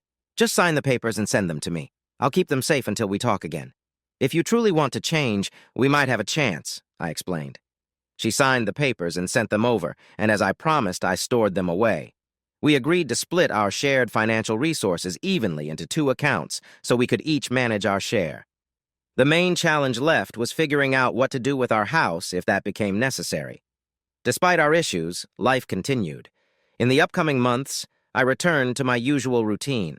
I finished teaching my classes for the semester. I also kept attending my dance class, and after the semester ended, both Stephanie and I enrolled in new classes at Bob's school. Stephanie and I remained a couple. Most nights, we stayed at her place. I kept my condo very tidy to avoid any misunderstandings, just in case. Stephanie did everything she could to keep me away from other people going through similar situations. A few times, I met Martha for dinner at restaurants, and a couple of times, I invited her to my condo to talk about important matters. After 3 months, during one dinner, Martha shared that she hadn't been seeing anyone or looking for any changes in her personal life. She was very busy with work and felt it wasn't necessary. She asked why I couldn't just accept her the way she was. The next business day after that talk, I filed the divorce papers and the process started. I suggested we put the house up for sale. At first, Martha was against it, but she soon understood it was necessary. Looking back, we were lucky with the timing. The real estate market was starting to cool off, but not everyone noticed. We sold our house for the price we wanted, and the buyers managed to get a loan without any problems. In less than 3 months, the house was sold, and we split the money from the sale. This meant Martha and I had to go through old family photos, our wedding albums, books, and other personal items from the house and decide who would keep what. Most of the time, it was clear who should get what. For a few photos, I agreed to take them and create a copy for Martha since I was able to do so. It was a long task we did together. Martha seemed to appreciate it since it brought us together for several days. For me, it was hard because it forced me to be close to Martha, which was tough. Maybe I had moved on emotionally. Martha used her share of the sale money to buy a condo, and my sons and I helped her move. I tried to stay friendly. She took any furniture she wanted from our house, and we donated the rest. After we finished, she thanked us and gave my sons quick hugs before we said goodbye. When my lease ended on the condo where I was living, I finally accepted Stephanie's offer and moved in with her. After more than a year, we were still very close. After my time with Martha, I was cautious about saying I was in love with Stephanie, but it felt very much like love. Stephanie was open about her feelings for me, but we weren't rushing into marriage. "Steph, do you ever think of John and feel bad about living together?" I asked her one evening. She shook her head and replied, "No, I think John would be happy that we are together. I loved him, and I will always keep his memory close. He respected you a lot, and I believe he would have told me you were a good choice. He wanted me to be happy." Then she turned the question back to me. "What about Martha, Mark?" she asked. I nodded in response. "Yes, I feel a strange guilt about everything, but I don't regret choosing you," I said. "I will always care about Martha in some way, but I had to let go emotionally, or I would have been unhappy," I continued, moving closer to hug her. "You have brought me happiness in a way I never imagined a year ago," I said with a smile. Over time, my sons, who knew Stephanie and John before he passed away, learned about my relationship with her. It seemed their mother had found out somehow, leading to some interesting talks. "You know, Dad," Dan told me one day, "Mom is still pretty upset about the divorce. She was especially hurt when she found out you were with Stephanie." I nodded, understanding. It wasn't shocking. Josh added, "The odd thing is that she might have felt differently if you were with a younger woman, because then she could say, 'How can I compete with someone younger?' But since Stephanie is about the same age as Mom, she can't wrap her head around why you left her. It's not about Stephanie's age. It's more about how different their attitudes are," I agreed. "Stephanie and I just connect better than your mom and I do, at least, how she is now." As time went on, the family accepted Stephanie and recognized her as my partner, not Martha. We sometimes went to family get-togethers with Martha, who, to her credit, was always polite, even if not very warm, towards Stephanie. Eventually, my sons and their families started to show kindness to Stephanie when we arrived or left these gatherings. She had a friendly personality and shared warmth and love with everyone. She and John hadn't had children, and I appreciated their openness to welcome the woman who had made my life joyful again. Martha didn't date much, and from what the kids said, it seemed like one date was enough for most men. She was still an attractive woman to me, but not many men would pursue someone who didn't show interest in return. After the divorce, I told Martha that if she needed any urgent repairs at her new place, I would help. There have been a couple of small issues, like a broken dishwasher and some minor electrical problems, but nothing serious. Stephanie knows and supports my help for Martha. She understands the challenges of living alone. Honestly, I think Martha is content living by herself. She often says she wished we hadn't divorced, but she has never shown a wish to change how she acts. So I think Martha really prefers to be by herself. Martha never asks for help or advice, so I doubt she will realize why she pushed me away. Because of this, she may not see how the closeness between two people can fade if they don't work to keep it strong. I feel happy. Stephanie doesn't rush me to get married, but maybe one day we will. Right now, I think she is giving me time to get over Martha and to make sure that getting married again won't lead to the same problems I had before. We enjoy a good life. We spend time with friends, do different activities together, and have taken a little trip. We are planning a big trip to the UK. I have never been to London, so I am really looking forward to it. We might also take a short trip to Paris while we are there. I hear it's just a little over 2 hours by train, and I have always wanted to travel through the Channel under the English Channel. It's an amazing piece of engineering, and we dance together. Tonight, we are going to a club with Latin music so we can try our cha-chas, rumbas, and salsa moves.